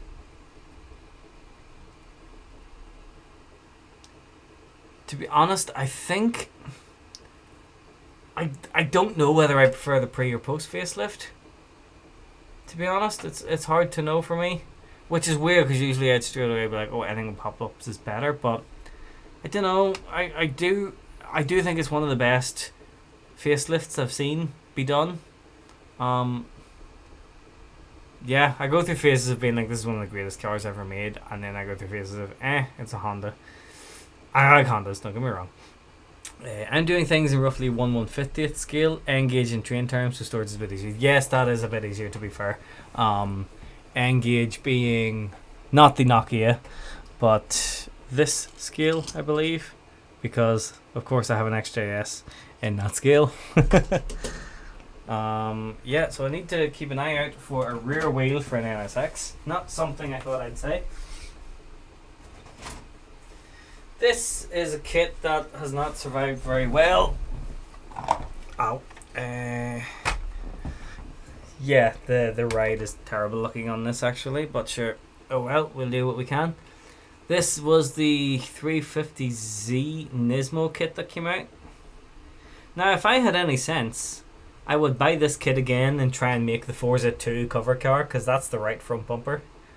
All it needs really is the big proper racing spoiler, and you could probably have a good stab at it. The wheels are a little bit but they are the wheels that came with the kit. Yeah. I don't know, I just haven't had a lot of love for this. I would actually nearly rather have a kit of a completely standard 350Z, which is very strange, but even though I do like the front bumper on this, it needs paint and a bumper. Yeah, I would agree. I do think the 350Z gets a lot of flack. Can't you put aftermarket wheels on the NSX? I can, yeah, absolutely. I wouldn't have done it at the time. I wouldn't have spent the money. I never spent the money on like the aftermarket parts when I was younger. These were all built again when I was a teenager with very little disposable income. I would have sooner bought another kit for the price of buying a set of wheels aftermarket, but maybe I'll try and print some now and see how it goes. Show the outwork with the new Z. You didn't show me, but you told me about it. I really like the new Z. I think it's a great machine. So, fuck anyone who says otherwise. What else? Oh, this hasn't travelled well, and that's sad. This was one of the rare times I did spend money on decals, and sadly it's not travelled well. Let me see if I can tidy this up a bit before I show you, because it's an embarrassment. Let's just fix that. It's missing the front bumper, so it doesn't sit right, which is a crying shame. And the Atessa must be broken because the back wheel's all out of whack. Okay, that's a bit better. It's not great. Well, that actually kind of works angle-wise. No, it doesn't. Right, never mind. Yeah, so this was a kit that I bought, and then I bought the decals separate. And I had to paint. I painted the black, I painted the red, and then, well, I did the white first, red, white, then black. But I really wanted this to be cool because of what it is. I need to find the bumpers for it. I'd be really sad if this is like properly downhill, because I did such a good job of the decals and the paintwork. This was a total bitch to do. So I'm sure the bumper's probably in there somewhere in that box. If not, it'll be somewhere. But yeah, this is the infamous pace car from the Gran Turismo games. Gran Turismo 4 specifically, but I think it was also in Gran Turismo Concept. It might have been in Gran Turismo 3, I'm not sure, but it's iconic to the Gran Turismo series. Like, I think Nissan or Polyphony made one in real life, and then AutoArt did a model kit or did a display model of one. Like, it's a big deal, like, big deal. So I'm sad that that's what's become of it, but I'll hopefully find the bits for it. As I go through them, I'll try and find the bits, and then if I find the bits, I'll fix them on camera. But it can go in there for now. Suppose I used to constantly swap wheels about my Barago diecast. Oh, Barago diecast. I used to love Barago diecasts. What have I got? This one's very cool. This one doesn't need any fixing, actually. This is a pig nose 240 SX, or is it a 180? I don't know. The colour of this was actually an accident, and then I fell in love with it and really like it. I went to at the time it was my local Motorfactors, it was Halford's, and they used to mix custom paint for you, and I asked for Midnight Purple. I gave them the paint code and everything, and this is what I got. And I sprayed it and I was like, that is not fucking Midnight Purple, but okay. But I came to love it, and it does actually really suit it. I have no fucking clue what colour it actually is, but it's some kind of bastardization of Midnight Purple. So I lowered it at the front and a little bit at the back, and those, I believe, are Toyota Corolla WRC wheels. I put a custom exhaust on it, fat pipe, and a single Michelin sticker offset. What does that say on the back? Nissan Twin Cam Turbo Intercooler. That's all bollocks. But yeah, no, I really like it. I go through phases with 240s as well. Like, I am one of those kids that grew up with all these JDM cars, but so many of them I'm just like, eh. But then I'm like, oh, that's also awesome. I think I'm just tired of the overplayedness of a lot of them, to be honest. Because a nice plain and simple 240 to me looks nice, but when do you see a nice simple plain 240 anymore? You don't. They're all used and abused. But like, if somebody said to me, oh, I've got a 240 SX, I'd probably be like, eh, okay. And then sometimes I'd look at one and I'm like, actually, yeah, that's fucking cool. So I don't know, maybe it's just me, but yeah, 240. That was posted on, well, a lot of these were posted on Tumblr back in the day, because I used to build model kits and then post them on Tumblr, because that was just what you did back then. Well, that's what I did.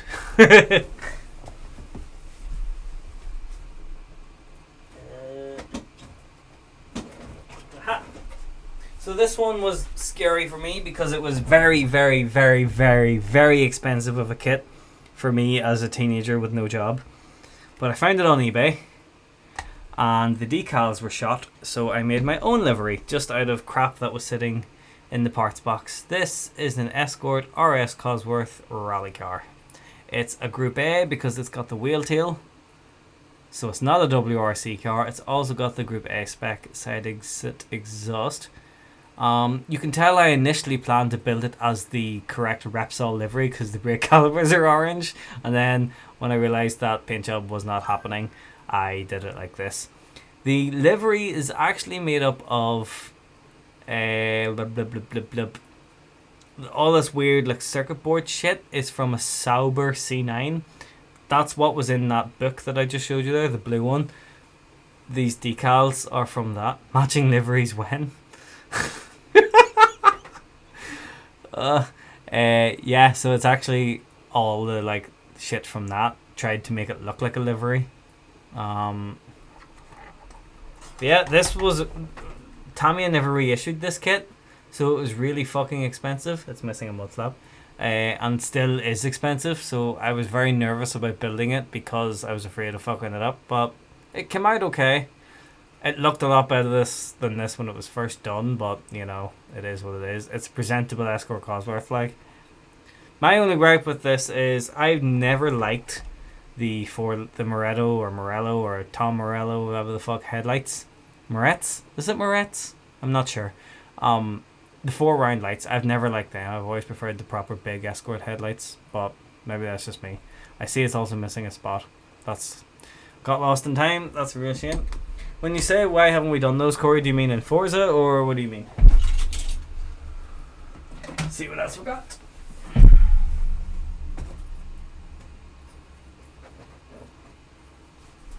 Ha! The R34 Skyline in the best colour it came in. Lightning yellow. And I know that's going to be like, no. But it is, if you ask me. This colour I think was only in the first year of R34. Correct me if I'm wrong. But the R34 GTR, you never see it on anything other than a first model year. 99 I think. So I'm not totally sure, but as far as I'm aware, I see it is missing the winglet, which is a shame, frankly, because other than that it's held up pretty well over the years. Oh, it's missing a mirror, but sure, oh well. But yeah, this one's box stock, completely as it should be out of the box. I weathered it a little bit on the underside, but yeah, lightning yellow, such an underrated R34 colour, because yellow only really looks good on a car that's a good design in the first place, and that is a good design, so it works. Yeah. I'll keep an eye out. No, Monica. There we go. Ah, fuck off. I'm going to look in the box anyway. Hey. Yeah. We might as well keep on with the yellow theme. I just knocked something off. Fuck's sake. Ugh. Millennium Jade is my favourite R34 colour. Is that the colour that came on the R34 NER? By any chance? Can't remember. Now for the most overrated car in history, the Supra. I liked the Supra when I was a kid, and I really don't like the Supra now because everybody fucking obsesses over it and they really glorify it, and that like it's a big GT car. I don't know what everybody's fucking obsession is. As a standard car, they're just not that great. There, I've said it. They're great tuned, don't get me wrong, the potential is endless, but as a standard car, they're a Grand Tourer. Like, the Supra before it with the pop-up lights was a much more focused driver's car, but the internet doesn't want to hear that. Anyway, this was also yellow because Gran Turismo 2, I'd have always painted them yellow. The wheels are... I think these are also off of a Corolla WRC. Trying to remember what kit they're off. I think they're off a Corolla WRC kit because it came with 2 types of wheel. I put little TTE stickers on it because again, they're all done how I'd have one. Annoyingly, I'm missing the glass here, and I should have done those inlets black, and I didn't, and I'm annoyed with myself because they look fucking racer spec now, but it is what it is. This has got some glue damage or paint damage in transport, which is annoying. Thankfully though, as these cars get a bit older, I can weather it and it'll be authentic. The bonnet does open with this one. There we go. This is why you keep relatively long fingernails, folks. Fuck's sake. It's hard to do two-handed. One-handed even. Oh, holy fuck. Right. Use my left hand. There we go. I'm actually right-handed, but for some reason sometimes things are better done left-handed. Engine bay. To match the outside, I did the 2JZ. 2JZ? No shit. Engine bay's grey. I'm not really sure about whether they did that with the Subarus. I know for a fact that with the Subarus, the engine bays were never painted the exact same as the exterior. So if you had a Rally Blue Impreza, you actually had a navy engine bay. And a lot of the colours of Imprezas, you would have had just a grey engine bay. So that's probably not the case with the Supra, but that's what I did. And it's, again, just detailed enough to kind of get you by. And that's never going to open again. And again, it's a Gran Turismo classic to me, so I put the little Gran Turismo badge on the back. Let's just put that away into here, out of the way. Let's get something else from the box. The box is not nearly complete. There's still quite a few left. If you're bored of seeing the model kits, we can go back to Hot Wheels or whatever. Just let me know. And I'm hoping that so far there's been no issues with the connection because nobody has cried yet. So that tells me something is better than last week. So thank God for that. Or the week before even.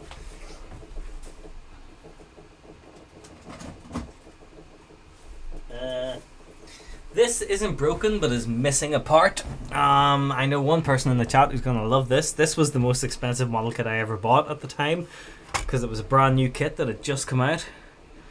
This is the Toyota GT86 and I painted it grey because that's what colour Corey's was at the time. And then I put a set of those same Nismo wheels on and I think they look the absolute tits on it. It's missing the bonnet. It must be somewhere in that box. I'm sure I'll find it later. It did come with a detailed boxer engine and everything, which I thought was very cool for the time. It also came with something called a photo etched set. Now what that is like really finely cut metal, which they usually give you for like badges and mirrors and things, and it's usually the sign of a more high quality kit when they give you those things. But this kit was absolutely stunning to build. Like, I mean, it just fell together, and the results kind of speak for themselves. Like, that looks like a flawless build. Granted, I really put a lot of effort into it because I was like, this was an expensive kit, I need to not fuck this up. But there we are. So yeah, I'm sure I'll find the bonnet will be in there somewhere. There's no way I would have lost the bonnet. So looks period correct for 2014. What, missing the mirror or the what? So let me see what else is in here.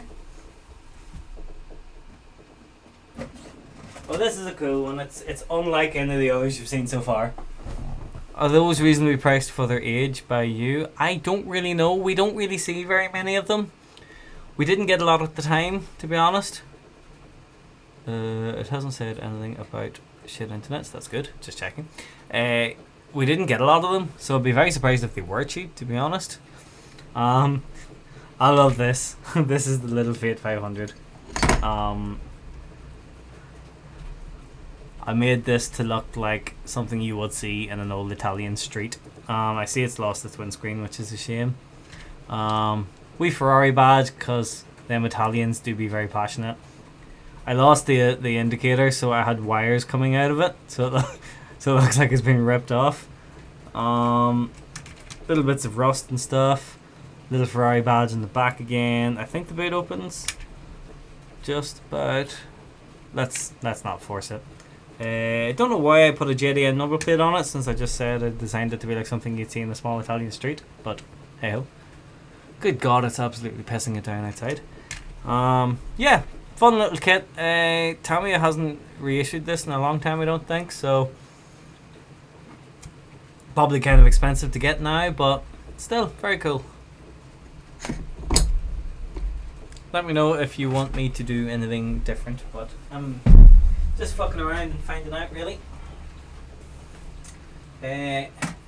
I'll show you this one. This one has really been in the wars, which is a shame because I put more effort into this than any other model kit I think I've ever done, and it's just gotten broken over the years of moving it, which is really sad. But this was Revell's Mark 1 Golf GTI, and I made it look kind of rusted, obviously, so kind of a Mark 1 Golf in my budget, again, I guess. But what I really did was, because it's the same base engine as the Mark II, I really super detailed the engine bay.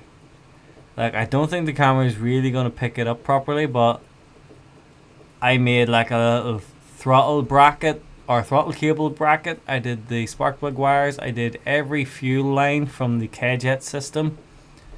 What else did I do? I added an actual rubber belt to the alternator. Like, I really went to town on this thing. I added the battery cables. Like, I put so much effort into this to make it a perfect engine bay, and I'm still really, really proud of it to this day. No, that was a Mark II, that all red plastic one. This is the Mark 1. This was a completely new kit. It came out a couple of years, or a few years, probably about 10 years now, knowing me, fuck's sake. So it's missing the door handle, and it's missing that rear valance, which is really sad.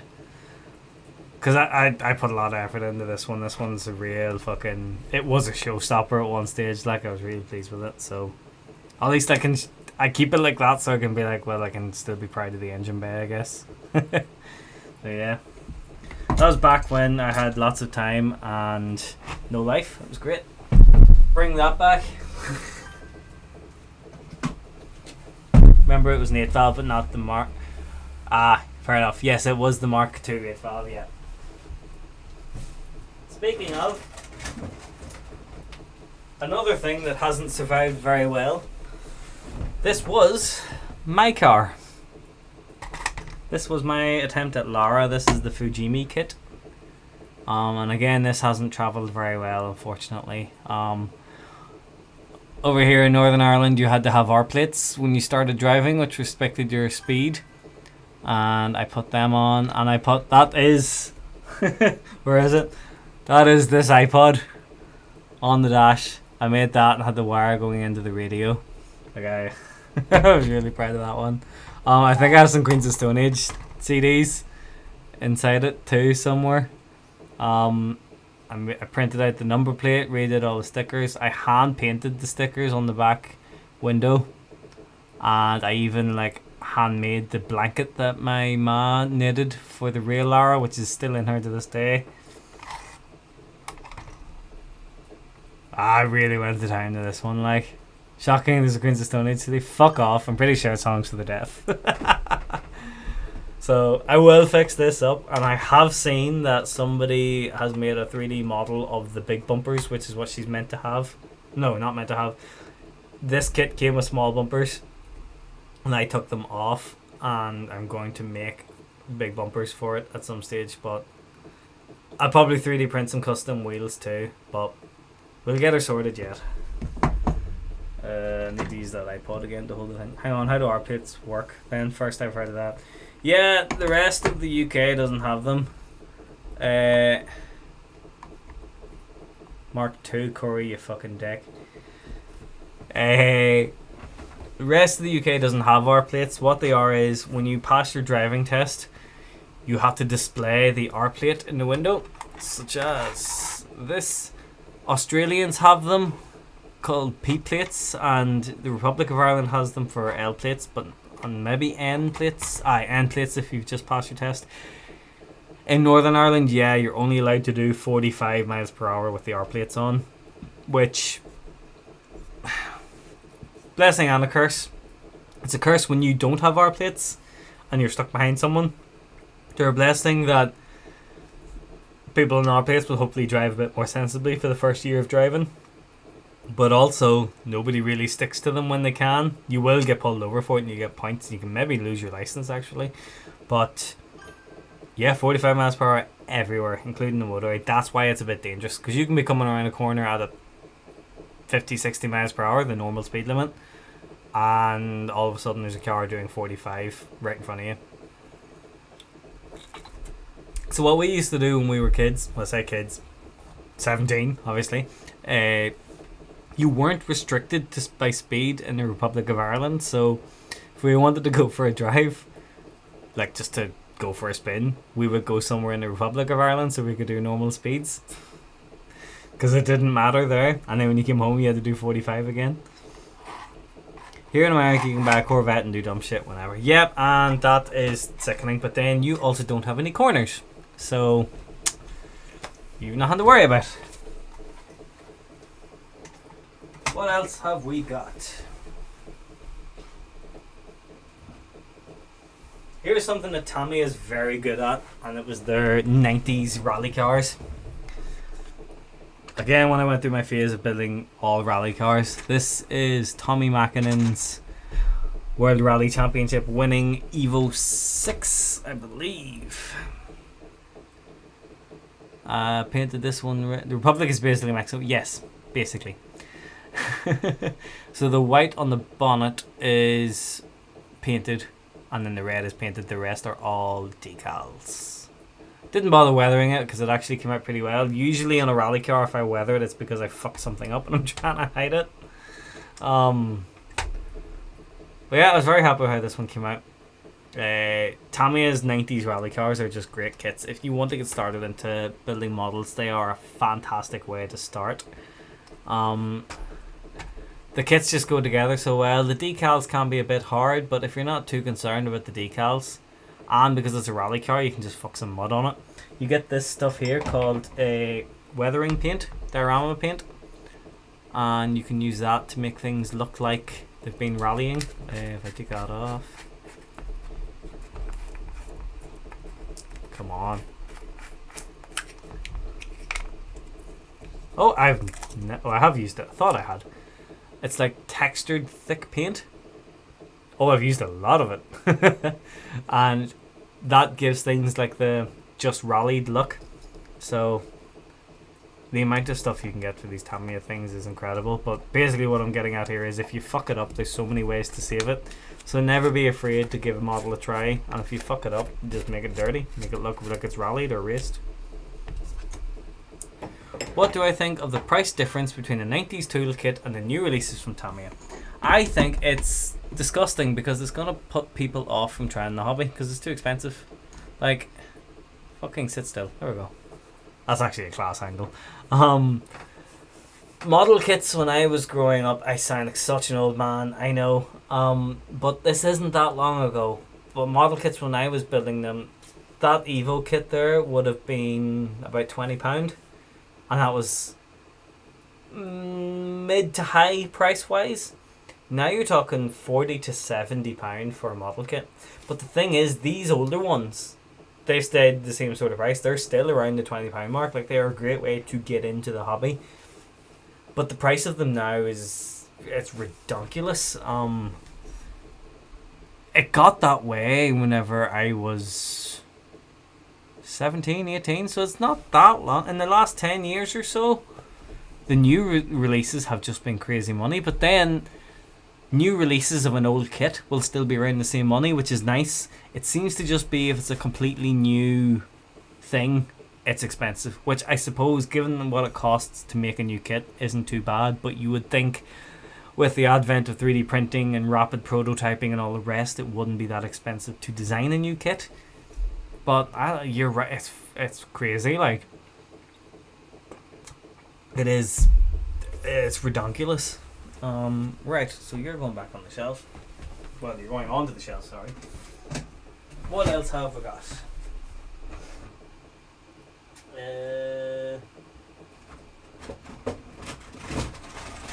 Well, here's what you're more likely to get. If you are afraid of trying the decals, you'll get the same kit, but you'll get it as a road car. Yeah, this was one that I had put on Tumblr, and it did quite well as well. This I used an airbrush to make it look like it had been driven in the rain. But yeah, this is the exact same kit.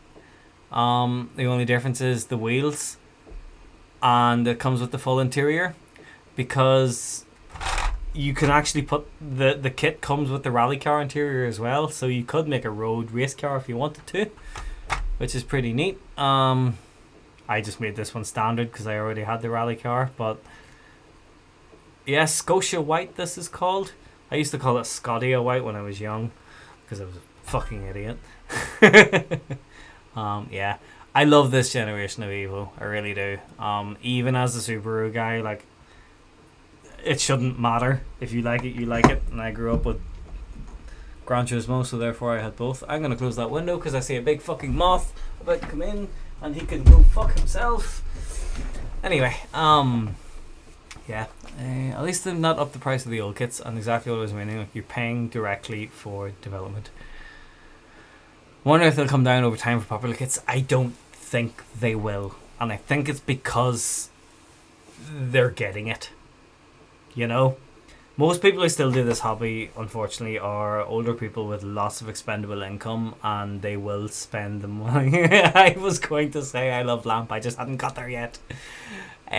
Most of them are older people who have lots of expendable income. They're retired. They remember building model kits when they were younger, and they'll spend the money on the expensive kits to build what they want. And unfortunately, it does make it a harder hobby to get into, and it's shitty. But chances are, these days, I think anyway, if you're into the idea of building a model kit, you're either the older, lots of money generation, you don't give a fuck. You're the mid generation where you remember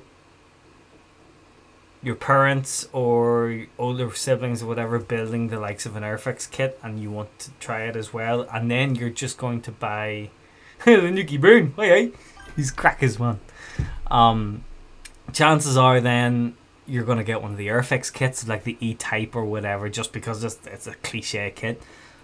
And then on the other hand, you have the younger generation who grew up with the likes of Gran Turismo and stuff, and this era of JDM car, or the fascination with Japanese stuff, model kits and Gundam and all, kind of comes into that whole sort of that whole era, you know. So I don't really know where I'm going with this, but chances are the people who are sort of age who are into trying model kits are going to want to build the likes of R34 Skylines and Evo 6s and Impreza rally cars. Like, that's the stuff they grew up with, that's what they want. So these cheaper kits are probably what they're going to buy. So I would say if Tamiya do decide to fucking up the price of the older kits, they're fucked. Airfix are still popping out 50s era kits. Yeah, and you'd swear they do it to a fault, because they want those fucking Isle boys to experience what it's like when your model kit doesn't fucking go together properly because it was designed in the fucking 40s during the war when you were getting bombed, for fuck's sake. Anyway, here's another one. Yeah, shut up. This is missing the bonnet. I wonder if it's in there. We're getting near the bottom of the box, sort of. No. Maybe I'll find it eventually. This is the CLK DTM 2000. Now, Tamiya Mercedes were the only ones who did... Tamiya were the only ones who did the proper fucking Mercedes kits for a long time. Revel then eventually came in with it, but for a brief period, it seems to be if it was in an early Gran Turismo game, Tamiya probably made it. To the point where, actually, if you look at old development videos of the Gran Turismo games, you will see them using Tamiya model kits as references for the models. Hopefully I find the bonnet in a while. If I find the bonnet, I'll bring it back and show you it. But this was a kit that I built fairly early on to my model making career. It was meant to have a livery, but not the livery I wanted. The one I wanted was the iconic D2, and it said like D2 all over it, livery, that one. But that kit wasn't reissued. Another kit was with a different livery, so I just built it as a test car kind of thing, was what I wanted to do, because I wasn't doing a livery that I didn't like. So I just did it plain silver. Didn't even lacquer it, which, to be fair, was probably a good call, because a race car would never be truly shiny anyway. But yeah, I always liked the CLK when I was younger. Oops. The fucking... You don't see very many of them anymore. The Traxxas almost well. Yeah, exactly. You don't see a whole pile of them anymore, but it was during Mercedes' biodegradable, let's just build any old shit era, which is a sad thought, but it is what it is. That's what happens when you experiment with water-based paint and don't actually fucking work it out properly, and then they all rot. But back to good Mercedes. Here is that aforementioned C9 Sauber. I had a little collection of D2 marks, but this is the point I found it was just a mobile network. Oh, I so remember that too. I only looked that up a short while ago. Like, what is D2? Because it was on all the cool race cars back in the day, and it was the equivalent of just having fucking Vodafone written on the side of your car. I always thought it was going to be some cool fucking sponsor, but no. Anyway, so this one was a dear kit. It was a reissue, and I was too afraid of fucking it up, so I didn't do the livery that it came with. I just did a sort of test car livery again. I did that a lot whenever I was afraid of messing up the liveries. So this one was actually featured in that book as well. So Tamiya reissued this with an AEG livery, and I wanted the Silver Arrow livery, the iconic one, but well, they didn't do that, so I just did it like this. The reason it got featured in the book was because I detailed the engine bay. I added a load of wiring and photo etched goodness to the engine bay, so it looked really fucking dedicated. I used to sit in my room with my iPad and just have reference photos on screen, or print them out in school and take them home, and then I would sit and watch like Trailer Park Boys or whatever on my iPad and try and get it as close to the real thing as I could. Jesus, I was a sad child. Yeah, no, I was quite proud of this one. It's thankfully survived the moves quite well, but at the same time, I went out of my way to make sure that it did, because it was an expensive kit and there's a lot of fragile bits on it, so I didn't want it to get damaged. But yeah, neat. Are you guys enjoying the model kits? Do you want to go back to Hot Wheels? Just to tell me what you think. I'm kind of just drinking and on autopilot. Sauber C9 was my absolute favourite. Got an HPI diecast one not long ago. Black test car livery, like the black Group C cars in GT4. Yes, I've seen that model. All in all, I'm having fun. That's not really feedback. Well, it's feedback, but it's not a suggestion. But thanks. Let's see. Oh yes. Okay, we found one of the missing pieces of the puzzles. Where is it? Right. Let's try and see if this bitch. You're gonna see some actual work being done now. I have to get her into the operating theatre. I found the bumper from the pace car. You can see where I added like mesh in behind it and everything. Any 143rd. The 143rds are in the Hot Wheels box. I'm too drunk. Fair enough. Good thing you're not actually on stream tonight. Oh, I'm having fun. Right. Let's see. So the problem with this was trying to do it in a way that y'all can see.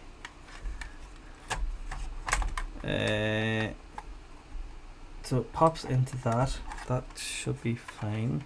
That looks terrible, but it's not sitting right. Whatever happened to the GT3 license tests? What do you mean what happened to them? I didn't do anything, you can't prove it.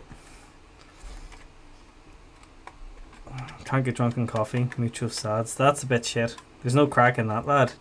Fuck's sake. Right. That cannot be the fucking correct ride height, but there we are. So I never finished them. I don't remember ever streaming GT3. Unlicensed nerd. Okay, Corey. So I'm trying to work out how this goes on, because there's a few different ways it could mount. I think if you look closely here, there's like a little tab under the wing. So the glue is probably going to go onto there, and then I'm going to need some tape.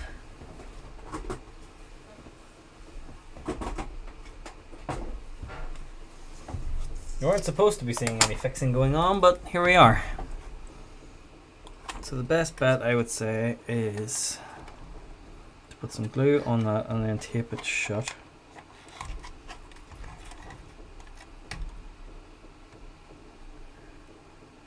So this Tamiya glue comes with like a little brush, as you can see, and you just kind of brush the paint on.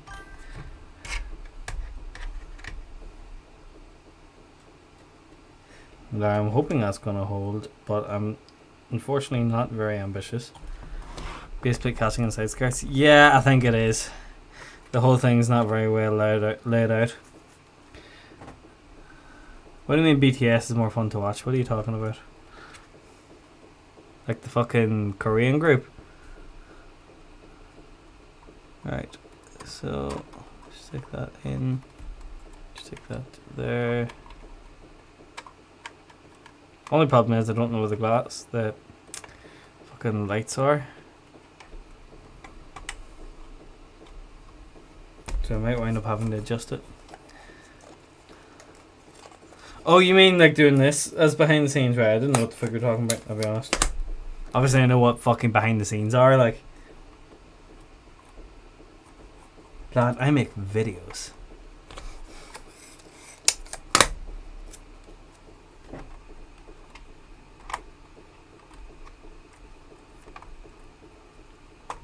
Okay.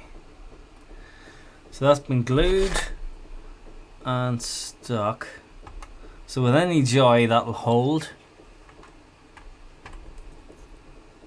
Now, the shit thing is though I don't know where the fucking lights are, so I might have to just undo all that if I find the lights, but here it's a start at least.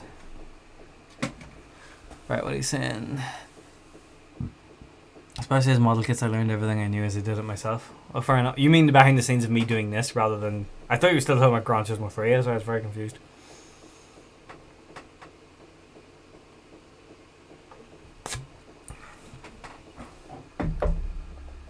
I'm gonna regret opening another one, but here we are.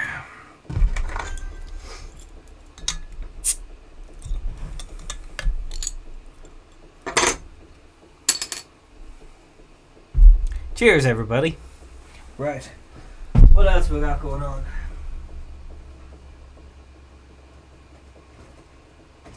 Oh, I like this one. Well, this hasn't survived the move very well either. So hopefully there's some wheels in there. This is one of my... I'll just...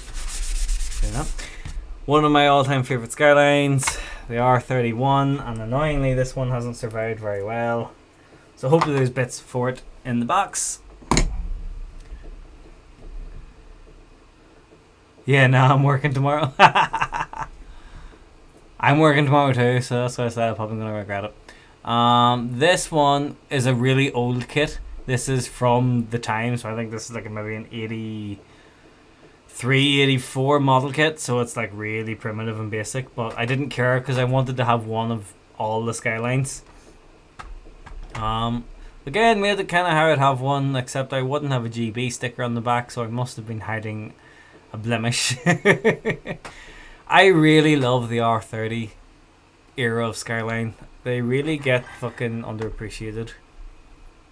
The Fudo from GTA is kind of a bastard love child between an A85 notchback and one of these, because the stickers on the side are based on one of these, but the rest of it obviously is based on the 86.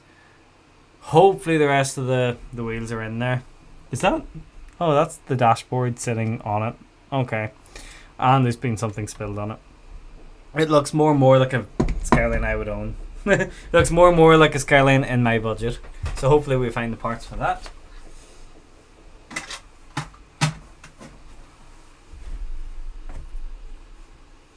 Aha! This was another early build for me. Thankfully it's lasted all this time. The other goat, Mercedes goat.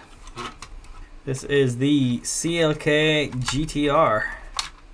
Not the LM. This is not the one that flipped at Le Mans, contrary to popular belief. This was the car that absolutely fucking dominated. I think this was in DTM. If not DTM, it was in Group GT1 or whatever. Sadly, I didn't know what lacquering was when I built this, so a lot of the decals have kind of come off it by now, but this is that aforementioned D2 sponsorship. that's a full need. I don't even think I have all the decals on this. I think it's missing some. But this was a cool build. This was a cheap kit at the time. I hope it's still a cheap kit because it would be a great one for you to get into if you wanted to. Tamiya were really good at these like DTM GT1 race cars at the time, because there's this, and then they did the R390 and they did the GT1. So really, you could have all of the like OG Gran Turismo GOAT cars, like if you wanted. Which again is a real good motivator for getting into model kits. So yeah, that one's not actually broken at all, so that's neat. That one can go back. Starting to run out of shelf space to put them in.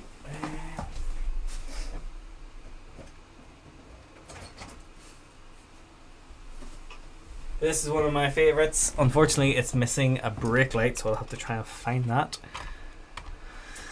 Super basic primitive kit, but by God are they cool. This is an Aoshima kit, which was another sort of late to the game JDM company. But their kits are second to none as well. Like, they're on Tamiya levels of accuracy and buildability. There is a Tamiya one of this that's just come out, been reissued, but it's not the Turbo 2. I think it's the standard Turbo, which doesn't have the big crazy box arches and things like that. So I'll hopefully get around to building it and have it beside this one, because it also came with a Moto Compo as well, which is really fucking cool. But this one didn't, sadly. But yeah, I just need to keep an eye out and see if there's a brake light for it hanging around anywhere. But that's not broken, so that's pretty much good to go. So we'll just put that one on the shelf as well. What else? Aha! Found the bonnet for the GT86. So that can go back on wherever it's hiding. Over here. What else with that? Oh, I love this one. Thankfully, this one looks to have survived pretty well. Although it's it's missing a couple of things. It's missing the arches and stuff. This was the Hakosuka, the Skyline C10. Again, done how I would have one. Is it Bayside Blue in the R34? I think it's Bayside Blue. This also used to have a number plate on it, which is sad. Wrote the Moon Eyes script on it myself. White letters, simple Nismo sticker. It should have the back arches, but they've gone missing, unfortunately. No back bumper, that's intentional. Fart cannon because, well, I was a teenager. There's the arch on this side, you see. I see the glass has actually fallen in, and I had one bucket in it. I must fix that at some stage. I think the bonnet opens. It does. And I did quite a good job of this one, I think. So that is this was the first GTR. That engine was initially in the racing model, but I think it was in was it the 432R Fairlady Z? That's what this engine was initially out of, I think. I could be wrong on that. I'm kind of talking through my arse at this point, but I'm near certain that's what it's out of. Yellow fan. Don't know what I was doing there. Strut race, yeah. I don't know what Speed Hunters was doing.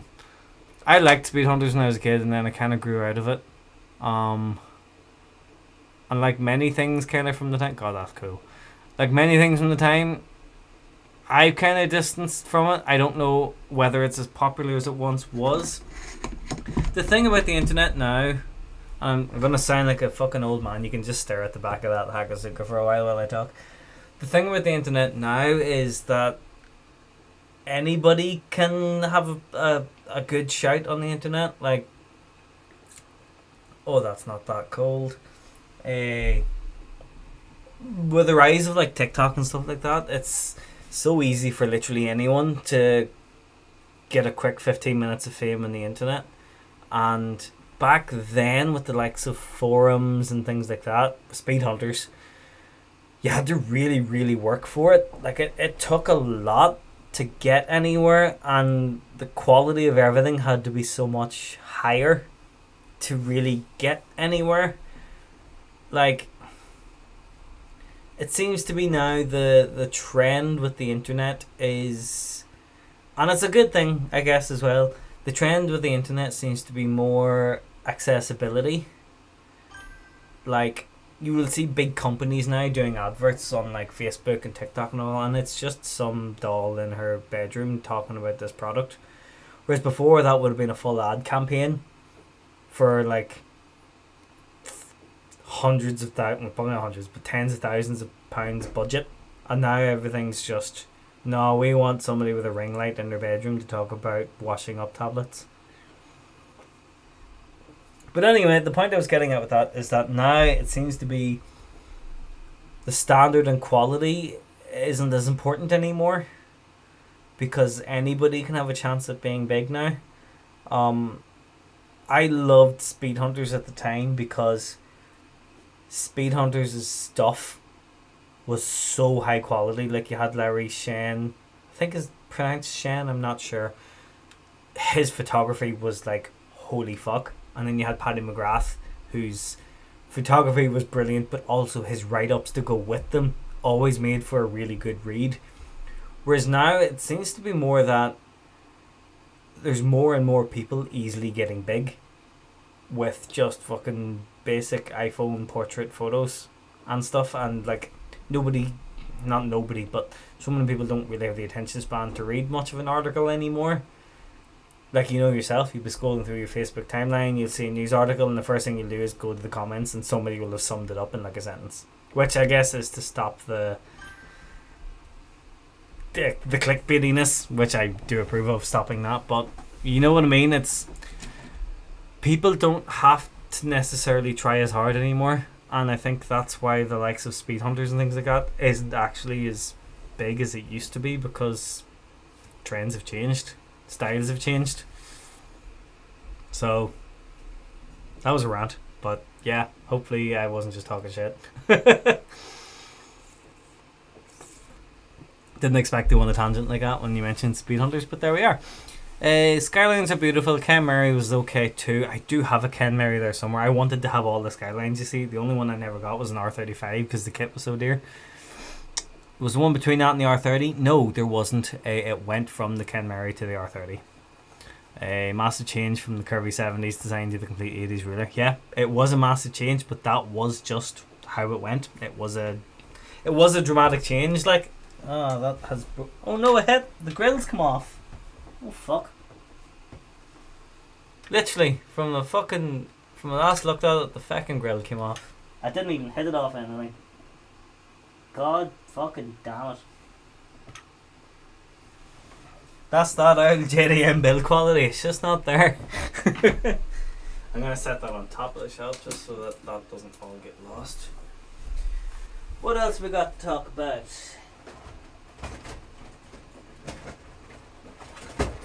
I think this one is incredibly apt given what we just talked about, but there is something missing.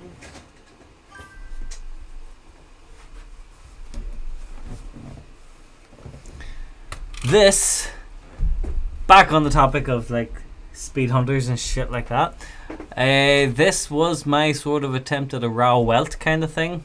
I don't know if you remember Raoul Welt. Now everybody, again, it was one of those things where it was fucking humongous and everybody was frothing at the bit over it, and now all you see is people giving him serious abuse.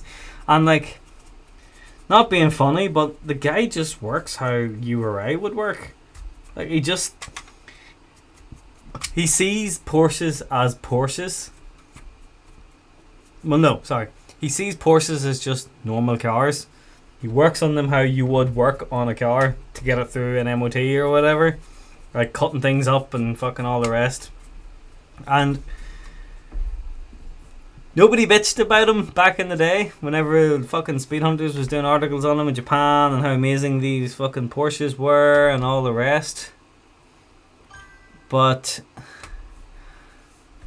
now all of a sudden it's he's the Antichrist and he does it this way and it's terrible and all the rest. The cars still look fucking cool, you know. He's probably not building them any different than he built them back in the day. It's just people yap about it now. That is another problem with... Oh, here we go, another rant, Tomo. That is another problem with the car scene at the minute, is it's all just throwing money at something. There's no real will to properly figure something out or make do with what you have. It's all just replace or finance or throw money at it to get internet clout. And he's still building cars like people used to do whenever you got it done.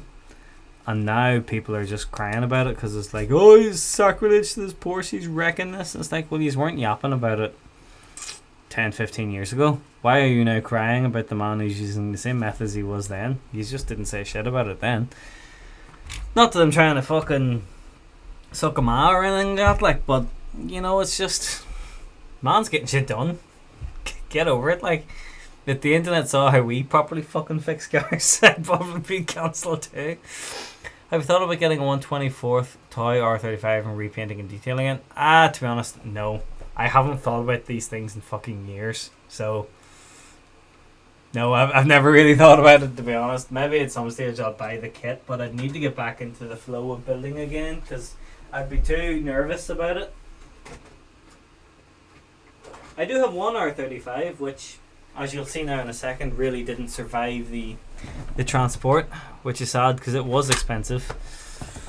I had built an R35 Celsonic, but unfortunately it has really been in the wars. It was fantastic at one stage. I had built all the Celsonic Skylines. I even put the dust or the dirt coming from the exhaust and all on the side, but unfortunately it really didn't survive the move. Everything about it kind of fell apart. Which is a shit. It's the shit thing about these really delicate fucking things. I wonder, can you see the interior of it now at least? Oh yeah, you can see where I did all the individual buttons and everything on the center there. Painted them all. I really went to town on it, like, but it's the nature of the beast, unfortunately, with these fucking flimsy kits. It's, you put them on display or you risk them getting damaged. And this one will really need a full fucking restoration. I just need to pray that all the bits of it are in that box. So, yeah. Well, that's probably enough of the Tommy's. Let's go back to looking at some Hot Wheels, shall we? Try and break it up a little bit. Because I'd say I've only got about another... I'll finish this beer and then that'll probably be me for the night. If you're still here, say hello in the chat so I know I'm not just rambling to myself. Right, so I'll do the same as before. I'll just grab a big scoop and dump them on the table.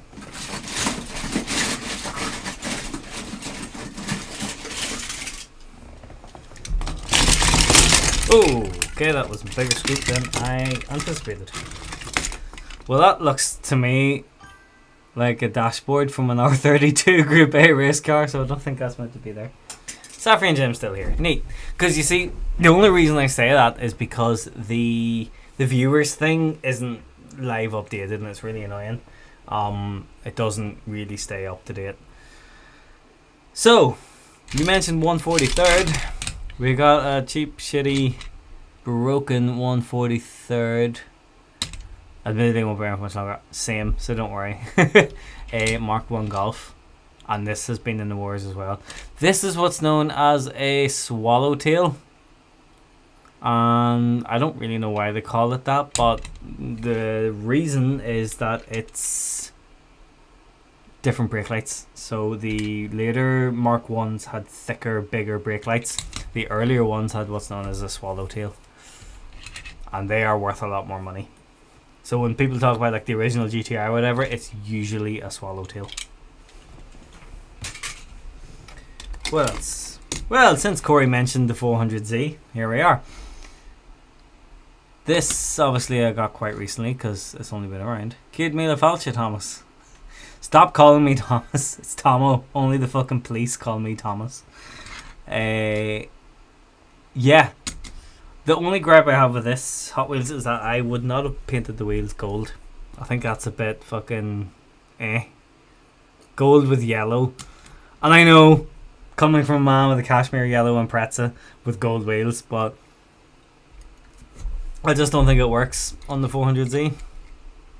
But as I said earlier about the stickers only being on 3 sides of a Hot Wheels, as you can see, you got headlights, you got brake lights, but you got nothing on the sides or the top. Now, it helps probably that there wouldn't be very much on this, but there would be a little Z badge or something. But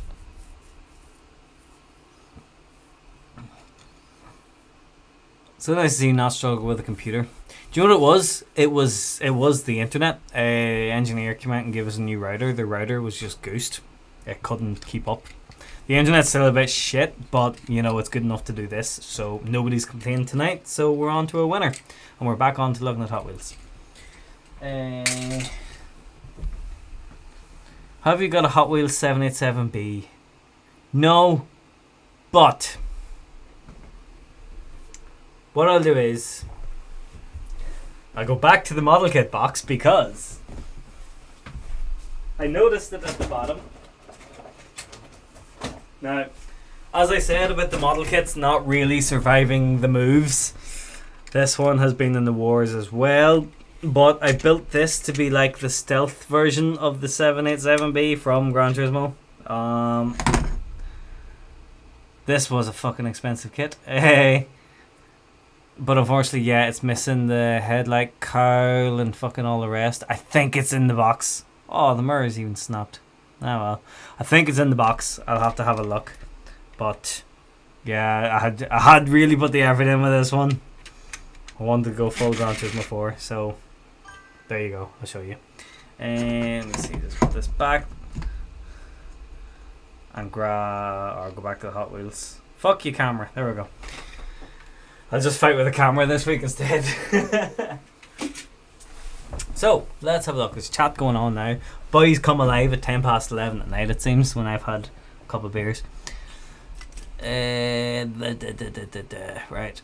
Fluctuating tuna prices I like because I'm the adult in the room. Fluctuating tuna. Isn't there something about like how fish prices change? Oh no, I was watching, I don't know if you guys have seen the Kitty Explains videos. They talk about cats. I like cats. Let's see. Still here, she's away to bed. Nice, I can actually hear you now. Fair enough. Really great news. Look better. Forward to watching your live stream do much better. Thank you very much. They are usually good crack. It's been really good crack tonight. It's amazing the way people have so many similar hobbies. Collection of model motorcycles. Because I'm just like, well, yeah, that checks out for you, to be fair, yep. A model Civic LX 4-door. Your first car. Is that the... I'm trying to think what sort of shape Civic that even is. Probably like an EG or an EK.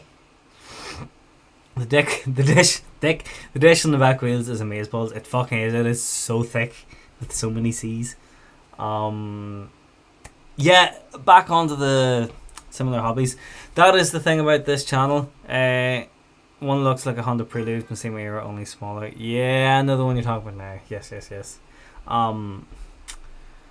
Back onto the similar hobbies. The thing with this channel for me really is sometimes it doesn't do very well, but I don't care because I've talked about something that interests me, and as a result of that have found people that like the same things, and I would rather have a video do less views and the people who've watched it really liked it than it be more mainstream and not have really learned anything from the people I've talked to, which is why our Discord goes so well, because we all have the same sort of hobbies and interests. So this channel really isn't it's a car channel, but I'm expanding it really to be some retro racing games, model cars and all the rest, just as a one-stop hub for bridging the gap between virtual hobby and reality. It's kind of what I want 47 to be. So between models, racing games and actually working in the garage, that's the trio of content I want the channel to have, and I'm working towards it. Once I get this garage emptied and I can do some working on cars videos again, I'm really excited for that, because it used to encourage me to actually fucking work on the cars. Corey just said lol. Okay, fair enough. Thanks, Corey. Good chat. I don't like cats. I've not got one now, so my diesel heifer smells like an airport now and goes at you. Wow, that's not the cat I thought you meant. It's only a wee toy. Boss of all the cars I've owned. I've owned about 30 in the last 25 years. Fucking luxury yokes. Having the G1 from a Gallardo in my essay was a great thing. Less fun than you think. Having the G1 from a Lamborghini Gallardo? What do you mean a G1? You're welcome. Thanks, Corey. V10. Oh, okay. I was like, G1? At least I didn't pretend to know what you were talking about, because I hadn't a fucking clue. This, we were talking about Maisto and what do you call them? Majorette and all earlier.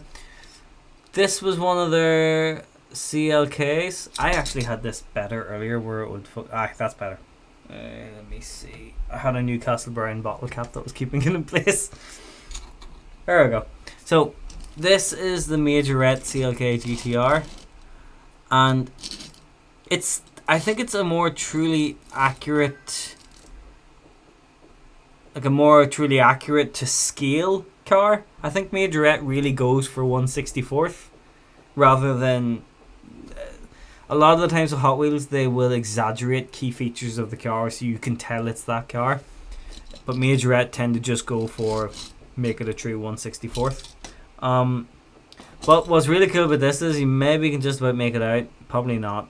But they use the actual Mercedes font for the Mercedes CLK GTR underneath. And I just thought that was worth sharing because that's cool as fuck. What do you think of Tamiya? Tin Man, you've missed the entire night of me talking Tamiyas. Tamiya is God's gift to man, really. Like, stomach giving paralyzed means the vagus nerve that controls your vocal cords doesn't work right sometimes. And autocorrect. Oh, so you... Autocorrect has a hard time working out what you're trying to say. So does that mean you do voice messages and things rather than typing? Or... yeah, another thing... Can you tell the CLK GTR is my favourite Mercedes? I've had this, honestly, since I was about 4 or 5 years old. And it always looked rough as a badger's ass. This is a Majorette one. And it's actually, it says 1/63rd scale on it, which is very interesting. I played with this. This used to come with me... Funny, that's actually what I was just about to say. This one came with me on holidays to England to see our family because I'm half English. I'm sorry. But a few years ago, about 10 years ago, about 10, God, I'm getting old. I decided to restore it. So I painted it silver with Tamiya paint and then I drew on with permanent marker the decals to look like the D2 one. Because that's what I always imagined it looking like in my head when I was playing with it. So, yeah, there you go. That's cool you do voice messages. It never understands me, so I don't bother. Quite frankly. What have we got here? This is another Maisto. I have quite a few Maistos, actually. I had 2 of these. 2 or 3 of these. This is the Mark 1 Golf GTI. And I think this is also a Swallowtail. I know at this scale and size it's really irrelevant, like, but they did 2 of these and one had black GTI lettering and I have the other one somewhere. They're just cheap and cheerful, you know. Fun little things. C3 Corvette Stingray. This is Cyrus's from Trailer Park Boys, although obviously Cyrus's was red. I have this. In fact, as you're going to see here, purely by accident, I have this in nearly every single colour that it came out in, and I don't know why, because I really don't actually care that much for the C3 Corvette, but I have about 5 or 6 of these in like every colour, and once I realised I had 3 or 4 of them, I was like, fuck, now I need to get every one I see, so you will definitely see more of these. I was going to say this is where the term Stingray came from, but that's bollocks. It was the C2. Oh, this is one of the longest time ones I've had. Around that similar age, I would say probably about 5 or 6. This is the Plymouth. I think this is a GTX. It's very hard to tell at this scale. Oh, it is a GTX. The only way really you can tell at this scale is when it says underneath. because the GTX, the Satellite, and the Roadrunner, and blah blah blah, all of them were they look the same. Oh, we're getting political about English and Irish, right? Well, I'm half English and my girlfriend is English, so I'm not getting involved for a sensible 6. But this is why I think I love the 71 shape Roadrunner. I much prefer the earlier ones, but I still have a real soft spot for this shape, and I would use it a lot on Forza. My best father, who has a PhD from MIT, worked selling fiberglass repair kits for the original fiberglass Corvette Stingray. She spent a lot of her time around VS. That's cool as fuck. That's really cool. Do you remember the Charger from the movie Vanishing Point? It was a Challenger. I think it was a white 73 or 74 Challenger in Vanishing Point, because it had the uglier front grille. It was like a base model, I think. Seems weird to say base model for a fucking Dodge Challenger, but there you are. This one I thought was really fucking cool because I didn't know if it existed, and I don't know if it does actually, to be honest, whether it's real or not. But I had to do it. The Chevelle was one of my favorite. The 70 Chevelle was one of my favorite muscle cars as a kid, because I remember when we were really, really young, I had a demo for the PC for Test Drive 5. It had a Dodge Viper on the cover. I was gonna have to have it, like. But I remember there being a Chevelle blue with white stripes, and because of that, anytime I saw a Chevelle Hot Wheels, I had to have it. And I didn't know they made an estate Chevelle, and to be honest with you, I'm still skeptical. I don't recall there ever being a Chevelle. I could be wrong, because obviously over here in Ireland we only hear about the cool ones like the SS and the 454 and all the rest, but I don't recall there being a fucking estate Chevelle. If there was, send it on a postcard, please. To quote Craig Charles when he was doing Takeshi's Castle. Remember, that was and always will be my favourite American muscle car, exclusively because of that movie and the girl driving around the desert on a motorcycle. 28-year-old me. You got fucking scummed out of it. MX-5. This one is very special. This particular one, because in my first big boy job, I was driving a blue Mark 1 MX-5, and my boss seen the Hot Wheels of the blue Mark 1 and he left it on my desk one day, and this is it. Still have this, don't still have the car. Okay, that is the king from cars. Again, anytime I see a Plymouth Superbird, Charger Daytona, I will buy it because I'm obsessed. I've always been obsessed with them. I fucking adore them, and I do not know why. And another thing, I don't know, I can't remember if the Roadrunner had the flush back glass, but the Superbird also had the flush back glass. I would assume that the Roadrunner probably did on the base model, because it was kind of the Charger's whole thing to have the buttresses, but don't quote me on that. It's called a grocery gutter. It was made by guys who ran the Shady Tree Garage. Fair enough. Mariner Blue. Yes, it is Mariner Blue. Correct. And yes, fuck, you've some pair of eyes on you. That is the matching Calibra DTM for the 155 that we saw earlier. They came as part of a set, and I think somewhere there is a grey W202 C-Class as well. You got the holy trinity of 1994 DTM.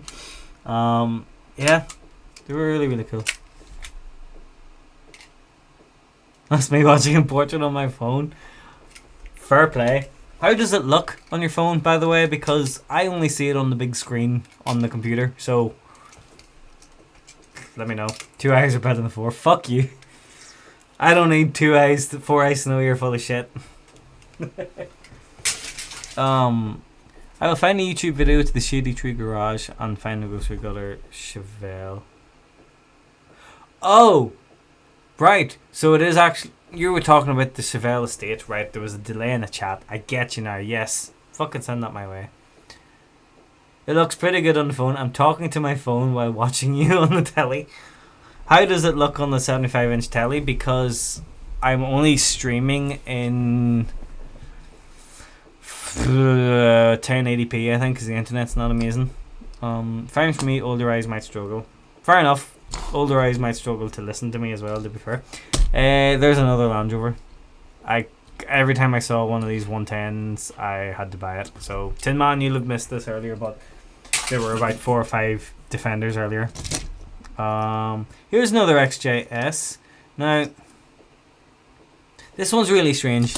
So the XJS is... You can make out the labels of the Tamiya paints. Fuck. I'm impressed.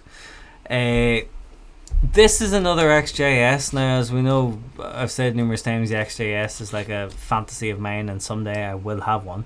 But this one is from like a Chinese make called Yatming. Literally never heard of them, but I do know for a fact that that is not far off what the underside of an XJS looks like. Also, it's got opening doors. Also, it's a white XJS that hasn't got the Saint logo on the bonnet, so like that's fucking rare. Yeah, I don't know where that's come from. That's probably another one of those was at a car boot sale somewhere, and I saw it was an XJS, so I had to have it.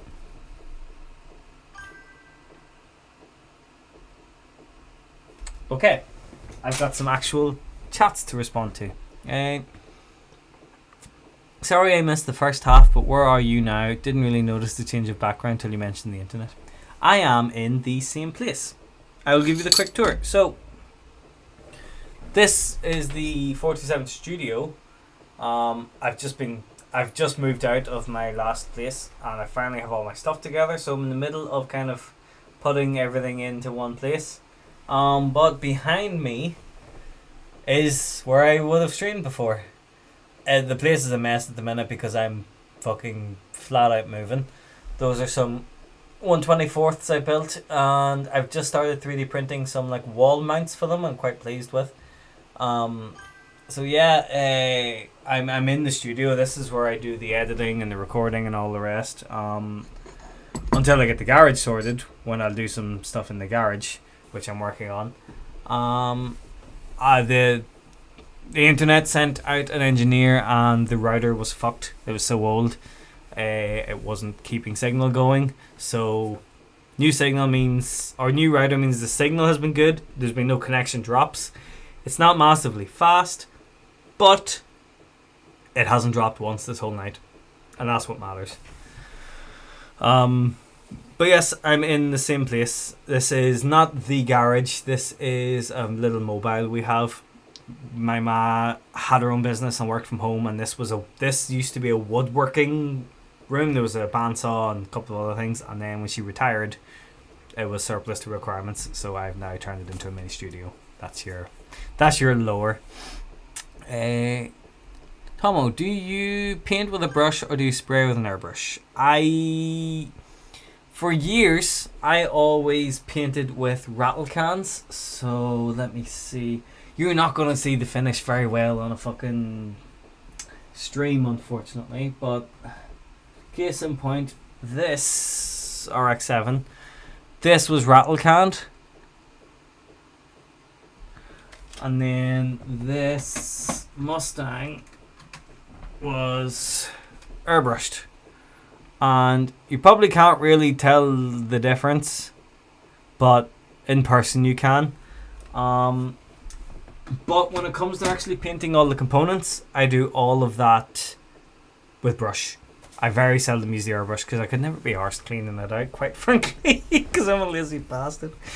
But yeah, I know you're coming from destroyed many a plastic model, but the only thing you can do is keep trying. And I know that sounds like such a wank thing to do, but brake fluid is perfect for stripping a model body. So if you fuck it up when you've sprayed it, just put the body in brake fluid and all the paint will come off and the plastic will be fine. So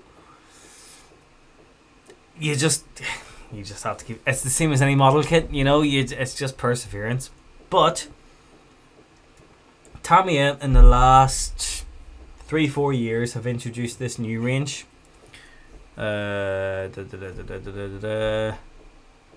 Focus, you tramp. Lacquer paint. So you would be used to these paints, the wee acrylic paint minis. Camera. come on. The way if I do that, there we go. These are the acrylics that you'd be used to, but these lacquer paints are 10 times better, and they are straight from they're ready to go straight from the airbrush. It's fucking incredible. No thinning required. That Mustang that I painted, I literally just bought a pot of this paint, poured it in the airbrush, and sprayed it straight on. Another car that you haven't seen yet, actually, is on display. Well, you would have seen it there now a second ago, but this Alfa Romeo 155 GTM, that was airbrushed. I did no sanding to the body. That was literally the paint from one of those pots poured into the airbrush and sprayed straight on. No faffing around, and it is honestly one of the best finishes I've ever received. As well as, where is it? Where did I put it? Yeah, the model that I was thinking about fixing tonight, which I'm not going to do now because I'm too far on, was this Cobra, and it was also airbrushed. Straight from the can, no sanding, or straight from the pot even, and that finish is absolutely fucking gorgeous. There's one more, because I only started doing it near the end of my model making. This was the first one that I did, and it was straight from the airbrush with those lacquer paints. It's a bit dirty now, but it was of my MX-5 that I owned. And like holy fuck, like there's no other words for it. Holy fuck.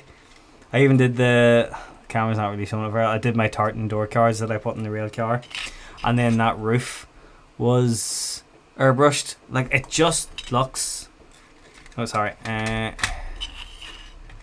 move those paints as well. If I cover behind it, it'll focus on it, I think. You gonna focus? Fuck it, right, we're doing it live. Right, we are. So that was straight from the airbrush. That was the very first time I tried it, and I just couldn't believe how fucking good the results were. You can see the tartan door cards that I hand painted there that match my real ones. Sadly, I don't have that car anymore, but at least I have the model. But anyway, yeah, straight from the gun, fucking incredible. There we are. I'll just put this away again, and then I'll have a look at these messages and see what they're saying.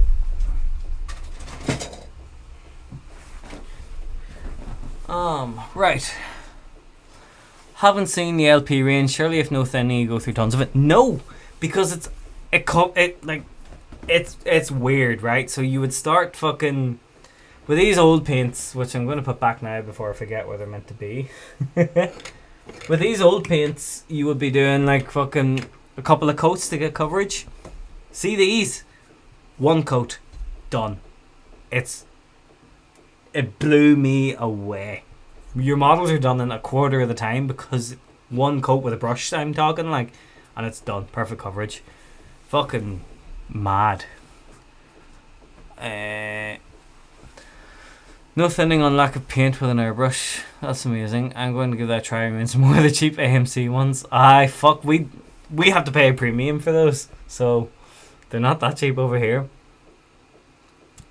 And thank you. That Alfa Romeo was one of my fucking pride and joys. Like, have you ever had a go at doing a military kit like a Land Rover or a tank? I haven't, because the military stuff in general has never really interested me. But that said, I made this I painted this by hand. It's camo, based on a Time Attack car that I did in Forza and Wanderlust. It's the Sophia Spexter album, quite frankly. But anyway, this was a Time Attack Evo that I designed from scratch, and I painted it all brush painted camo, and I guess that's as close as you're gonna get to doing a military kit, because it's kind of military, I suppose. Where are we? Trying to catch up now. Fucking hell. First time attempt. That's amazing. Thank you very much. Recently bought a load of 3D printed Land Rovers that I need to paint. They had PSNI ones. Any interest in trying stuff like that? The only thing I will say is, if you have no panic to get them done, I would do them for you. Is it because you don't feel up to doing it, or you just want them done by somebody else? Or I would always be the type to be like, oh, half the fun's doing it yourself. But at the same time, it's one of those things of like, you can't be arsed. You can't be arsed. Totally get it. But yeah, no, surely doing a live stream sometime, everybody can watch me fuck it up.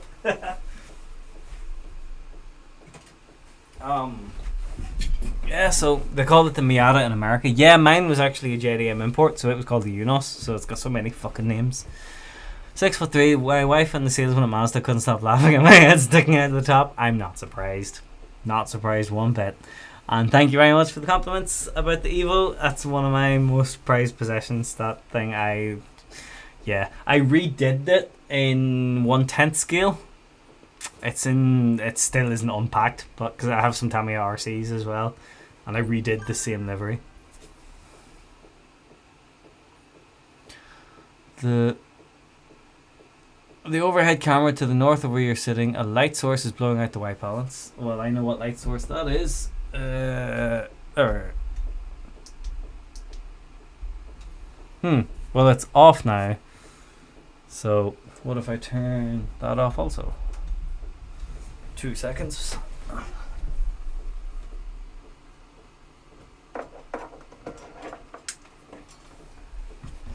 Is that much better? It's a bit better, isn't it?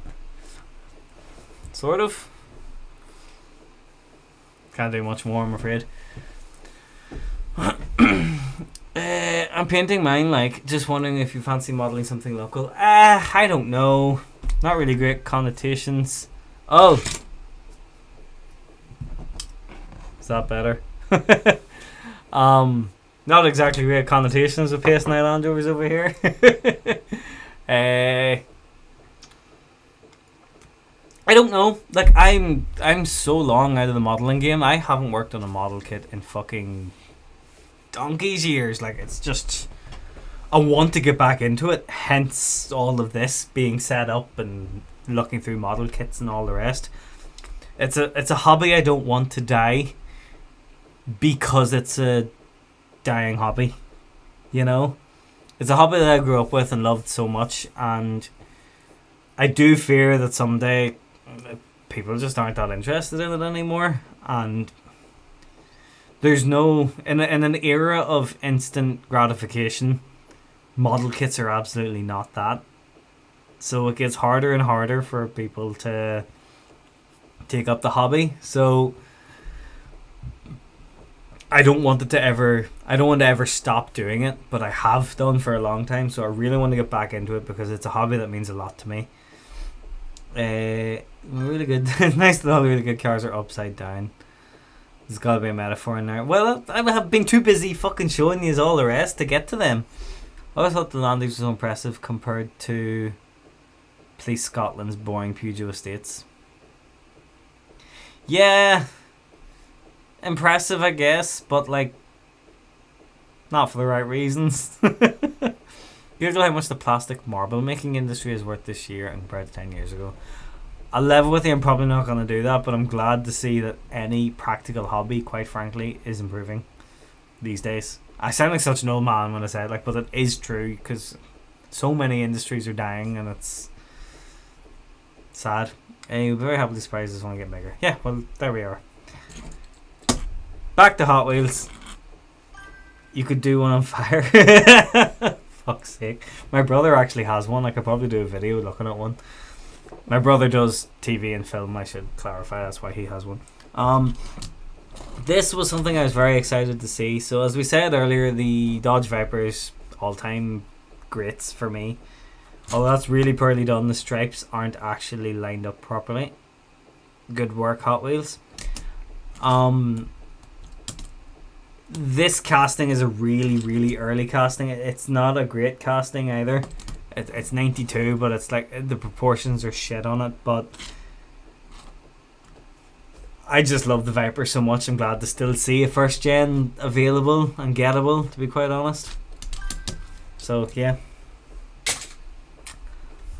Oh, you meant model. Okay, fair enough. Well, I'm fucking glad. My girlfriend's father, who's a millionaire, had a Viper GTR that he raced behind his house at Sonoma. He lived near Sonoma. At fucking one of my all-time favorite tracks. Fucking, it was Sonoma and it was Infineon as well. I love that track. I know that track like the back of my hand just through playing it in so many fucking games over the years. There's a police Land Rover Hot Wheels out this year. Sonoma. I know, shut up. I've always called it Sonoma for some reason. I don't know why. Like sodomy. That's when I get an RV10 going down the road. Balls of fucking steel is how he did that. Shelby GT500. Now, this is the 67. I detailed painted this. We were talking about detailed painting earlier. So I added just the bumper and the brake lights. The 67 Mustang used to confuse the absolute fuck out of me because for some reason Shelby has this thing where games that up pronunciation. They actually don't. That's the problem. Yeah, Shelby has this thing where he would change things very drastically. Like, I would see a 69 Mustang and then see a Shelby 69 Mustang and it looks totally different. But then you see like a 65 Shelby Mustang and it's blatantly a 65. Or you see, for example, an 05 Shelby Mustang versus a regular. That's the regular one. And it's blatantly the same.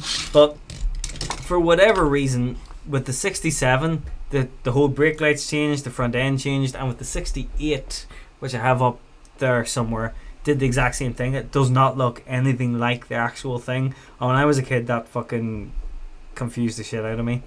Well, there's two Mustangs in there. This one actually was brought home from the States by my girlfriend because I like Reese's Pieces and I like Ford Mustangs, so she saw that and got me it, and I was like, yep, you can't really go wrong with that one.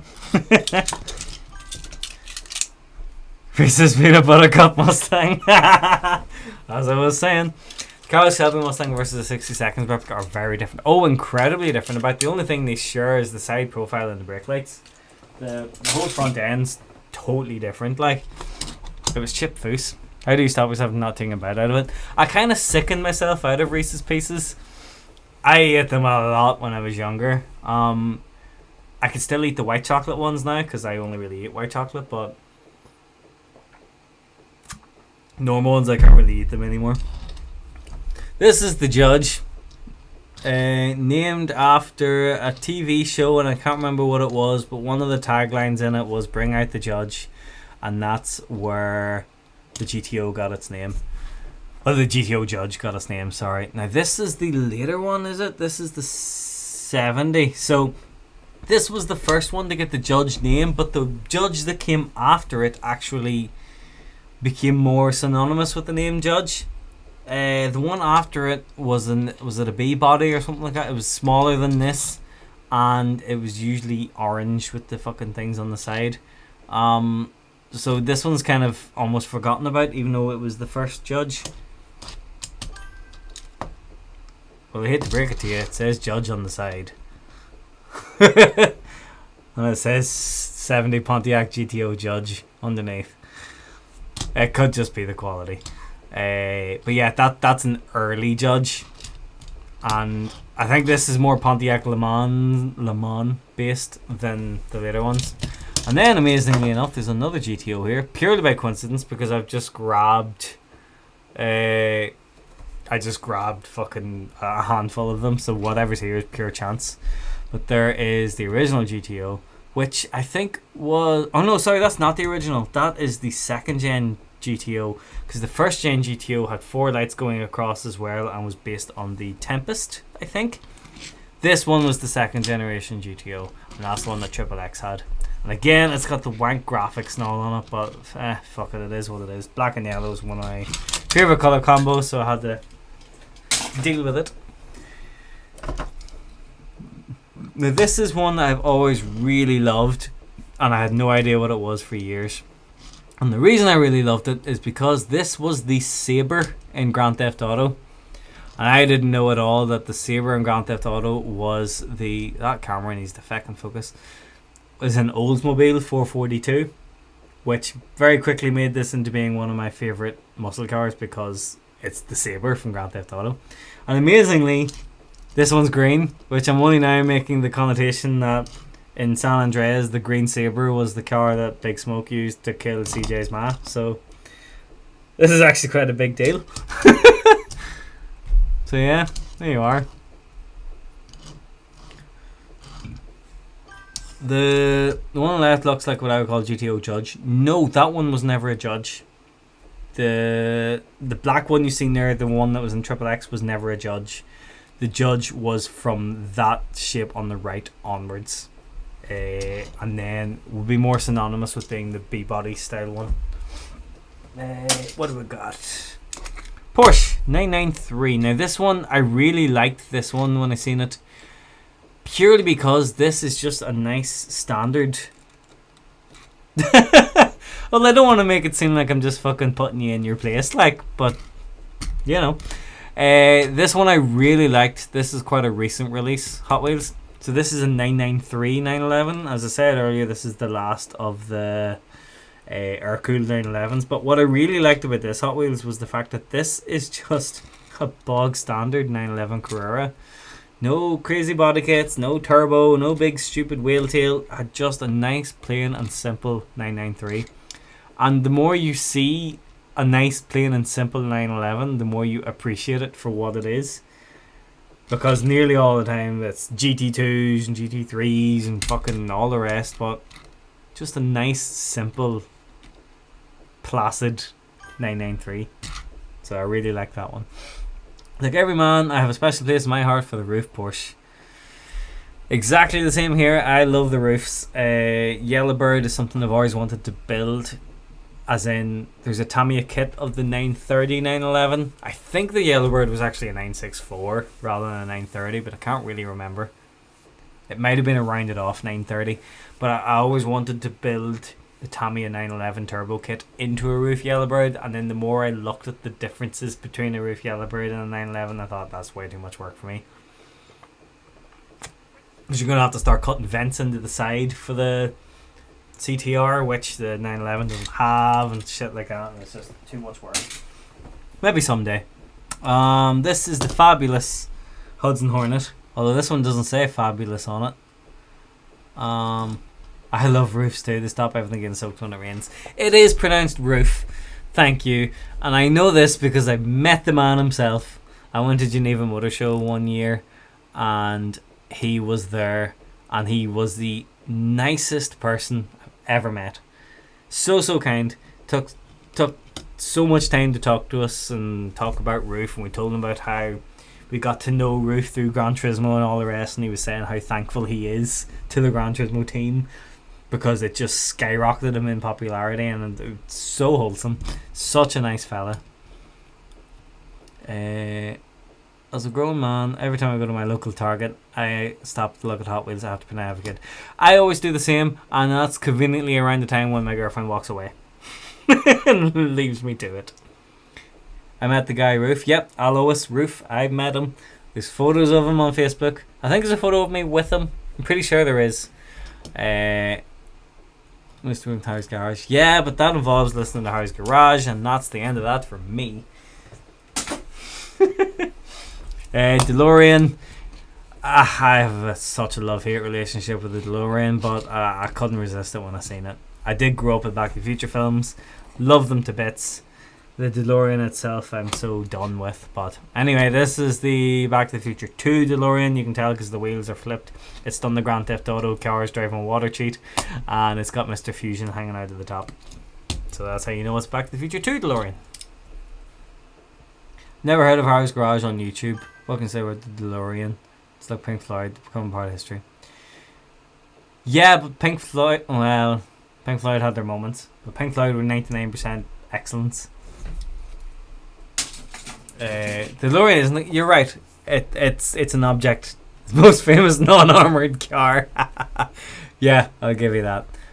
Harry's Garage is a fella with too much money bragging about how much money he has. He ran Evo magazine, and he does do very good articles, to be fair. I think it's mostly his voice that annoys me, to be honest, because he's good at South of England voice and he talks like he's got too much money, and I don't like that. Anyway, XJS again, the millionth XJS we've had tonight. Except this one does actually have the Saint on the top, because it was going to happen eventually, realistically, wasn't it? I love people like that. I'm broke and unemployed. People with money to the Irish thing and make me angry. Exactly. As soon as I see somebody with money, I'm like, I would have spent that money much better than you. That is it. These wee things here. I'll grab another handful. I'll finish this beer. Harry made all his own money, so he's kind of going respect. Nope, that's fair enough. I didn't say he doesn't deserve his money. I just said he has too much, judging by what he's got. Okay, not that he's got too much. No, he just sounds too posh. Okay, I've said that. He sounds too posh.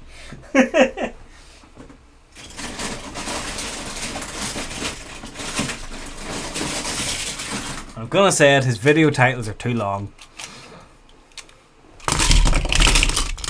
And they're so low effort and low budget, and they do really well, and that's what annoys me. Maybe I'm just jealous. Maybe I'm amazed, to quote the Beatles. Anyway. Here we go. Irishman says to swim on the hill with the swimming pool, the house and the car. Yeah, fair enough. Sounds like a bag of spanners. Yeah, I was told off for that earlier. The fucking noise of all the Hot Wheels just being grabbed. Yet another Jaguar, 1/43rd scale.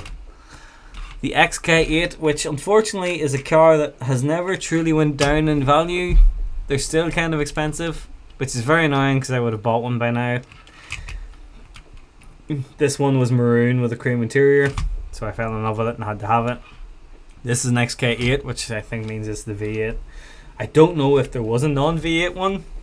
My knowledge of these is very limited, to be honest with you. They were a great looking car then. I still think they're a great looking car now. They still look fancy now. Like, if you show one of these to somebody who doesn't know, it still looks like a presentable, elegant car.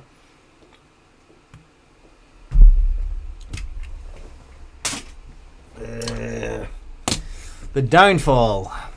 You can thank the fuel crisis for this one. This is the Dodge Charger, but the one that nobody really likes. This was the last shape to have the 426 Hemi in it, to be fair. I just love that Harry doesn't seem to give a toss about whether a video does well. Not like he needs views or income from YouTube. That's fair. Yeah, I'll give him that. I wish I was in his position, I guess. Yeah. They look amazing. We don't see a lot of them on the road because they've all been mechanically totaled by the cost of repairs. That's possibly very true, yeah. The whole Ford partnership thing actually made some of the best cars that Jaguar ever made. Like, actually, they were relatively good cars as long as they were looked after. It's just, it cheapened them a bit. That's the way with a lot of Jags over there. Yeah, that's fair. That checks out. Yeah, so with the advent of the fuel crisis, the Charger and Mopar's whole sort of B-body platform changed a bit. They were very anemic.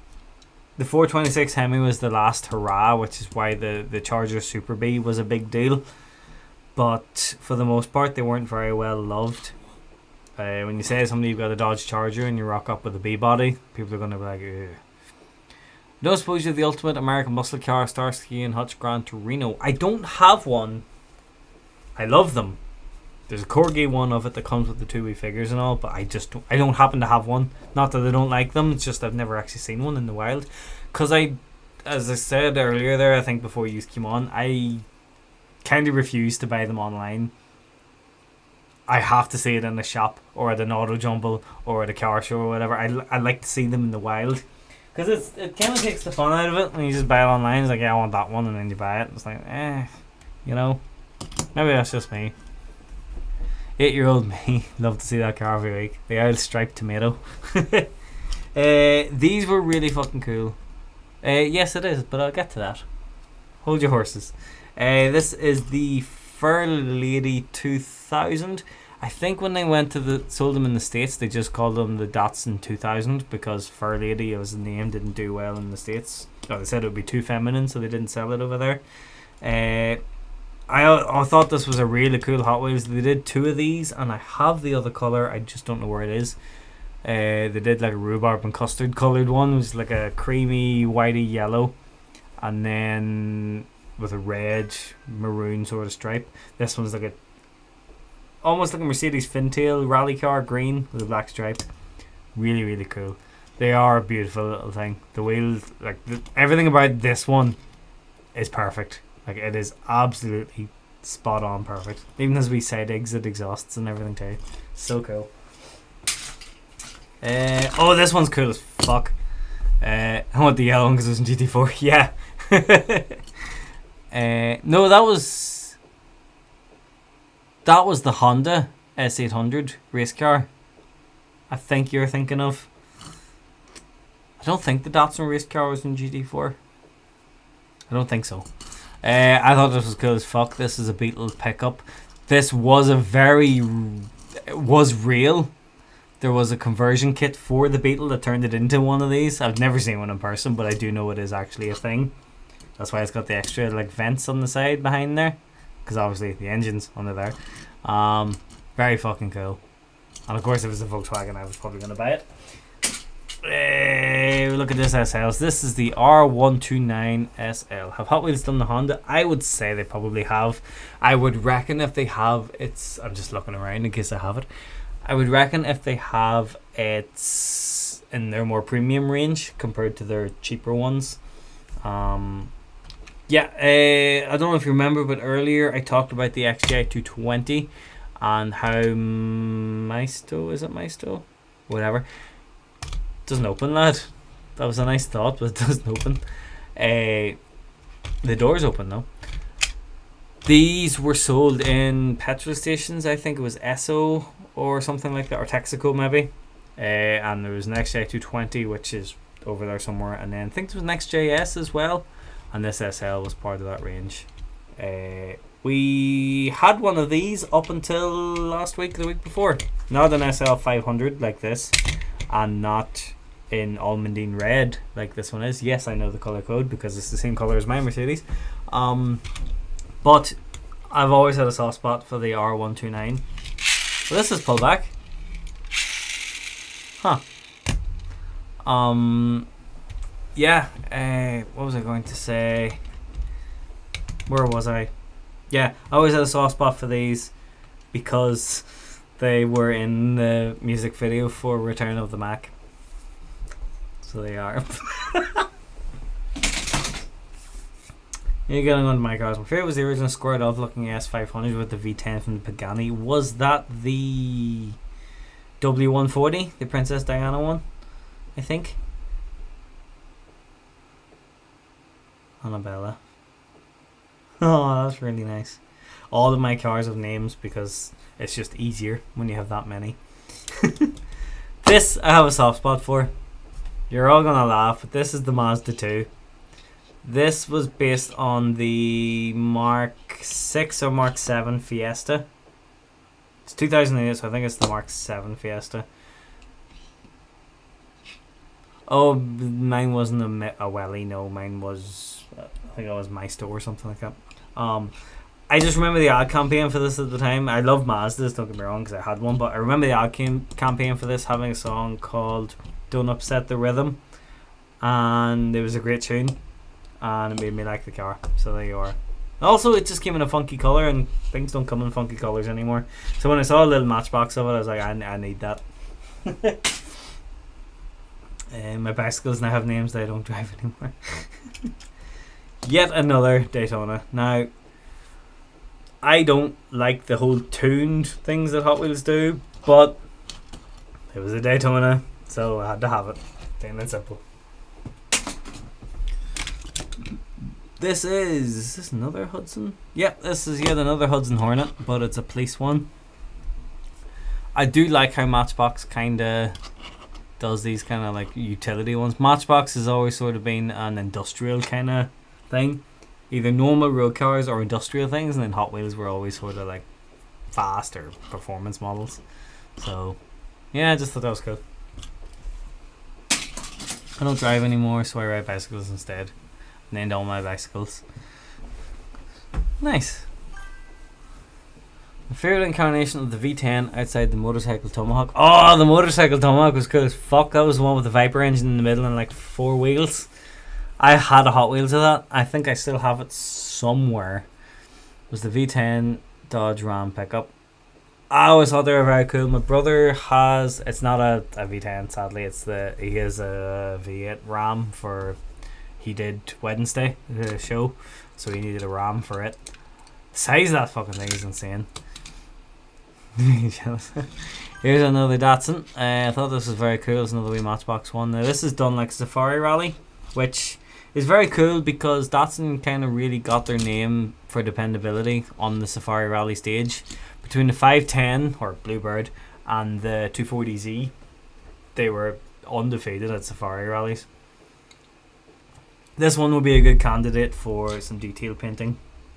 I might leave that aside to do some detail painting on that. This is another B-body. This was the Roadrunner equivalent of the Charger. Now, I did show you one of this earlier. I'm keeping my hand here because it keeps the focus on the Hot Wheels. I did show you one of these earlier in the yellow and black, which was the OG. This is a reissue of it with different wheels and a good bit newer, but again, has the wank stickers, but whenever I seen that they were still doing the 71 GTX, I had to have it. In fact, they've taken the name off the bottom of this one, so that's interesting. Definitely been my favourite chat so far of your live video sessions. I have learned a lot and enjoyed myself. Thank you very much. That means a lot. I need to go back now and get to drink myself to death. It's taking forever. Not as long as it's taken me, I'm afraid. Thank you very much for tuning in. I'm just going to finish these last couple of cars and then call it a night, I think. In fact, to be honest with you, I might call it a night there because I'm knackered. Sure the Tamos will come up. That is true. As I was saying earlier, with a nail polish remover, it'll take that off nicely. Oh, actually, that's the last one I'm going to show you. An old RS200, because they're cool as fuck. That's an old Matchbox. That's a 1986 Matchbox. That's cool as fuck. Weird to see it in reverse colours though, because usually they were white with blue on the sides, and this one's blue with white on the sides, but still cool as fuck. Wow, that's, don't know what to say to that. Anyway, yeah, I'm gonna call it a night because I'm fucking knackered, but thank you all very much for tuning in. It's 12 o'clock now, so yeah, that's more than 3 hours we've done tonight. You sent me an Insta DM about Lara Croft tomorrow morning. That could be taken the wrong way. Yes, thank you all so much, everybody who's tuned in. I've really enjoyed it. Can't believe there's been so many. There's not normally this many people. This is incredible. The full live stream of this will be available to watch on YouTube. I'm not going to bother hiding them anymore. I'm just going to leave them on because I thought, fuck it, why not? So if you missed the start of it and you want to tune in, tear away. Other than that, I will see you next Monday. Thank you all so much, and good luck. Cheerio.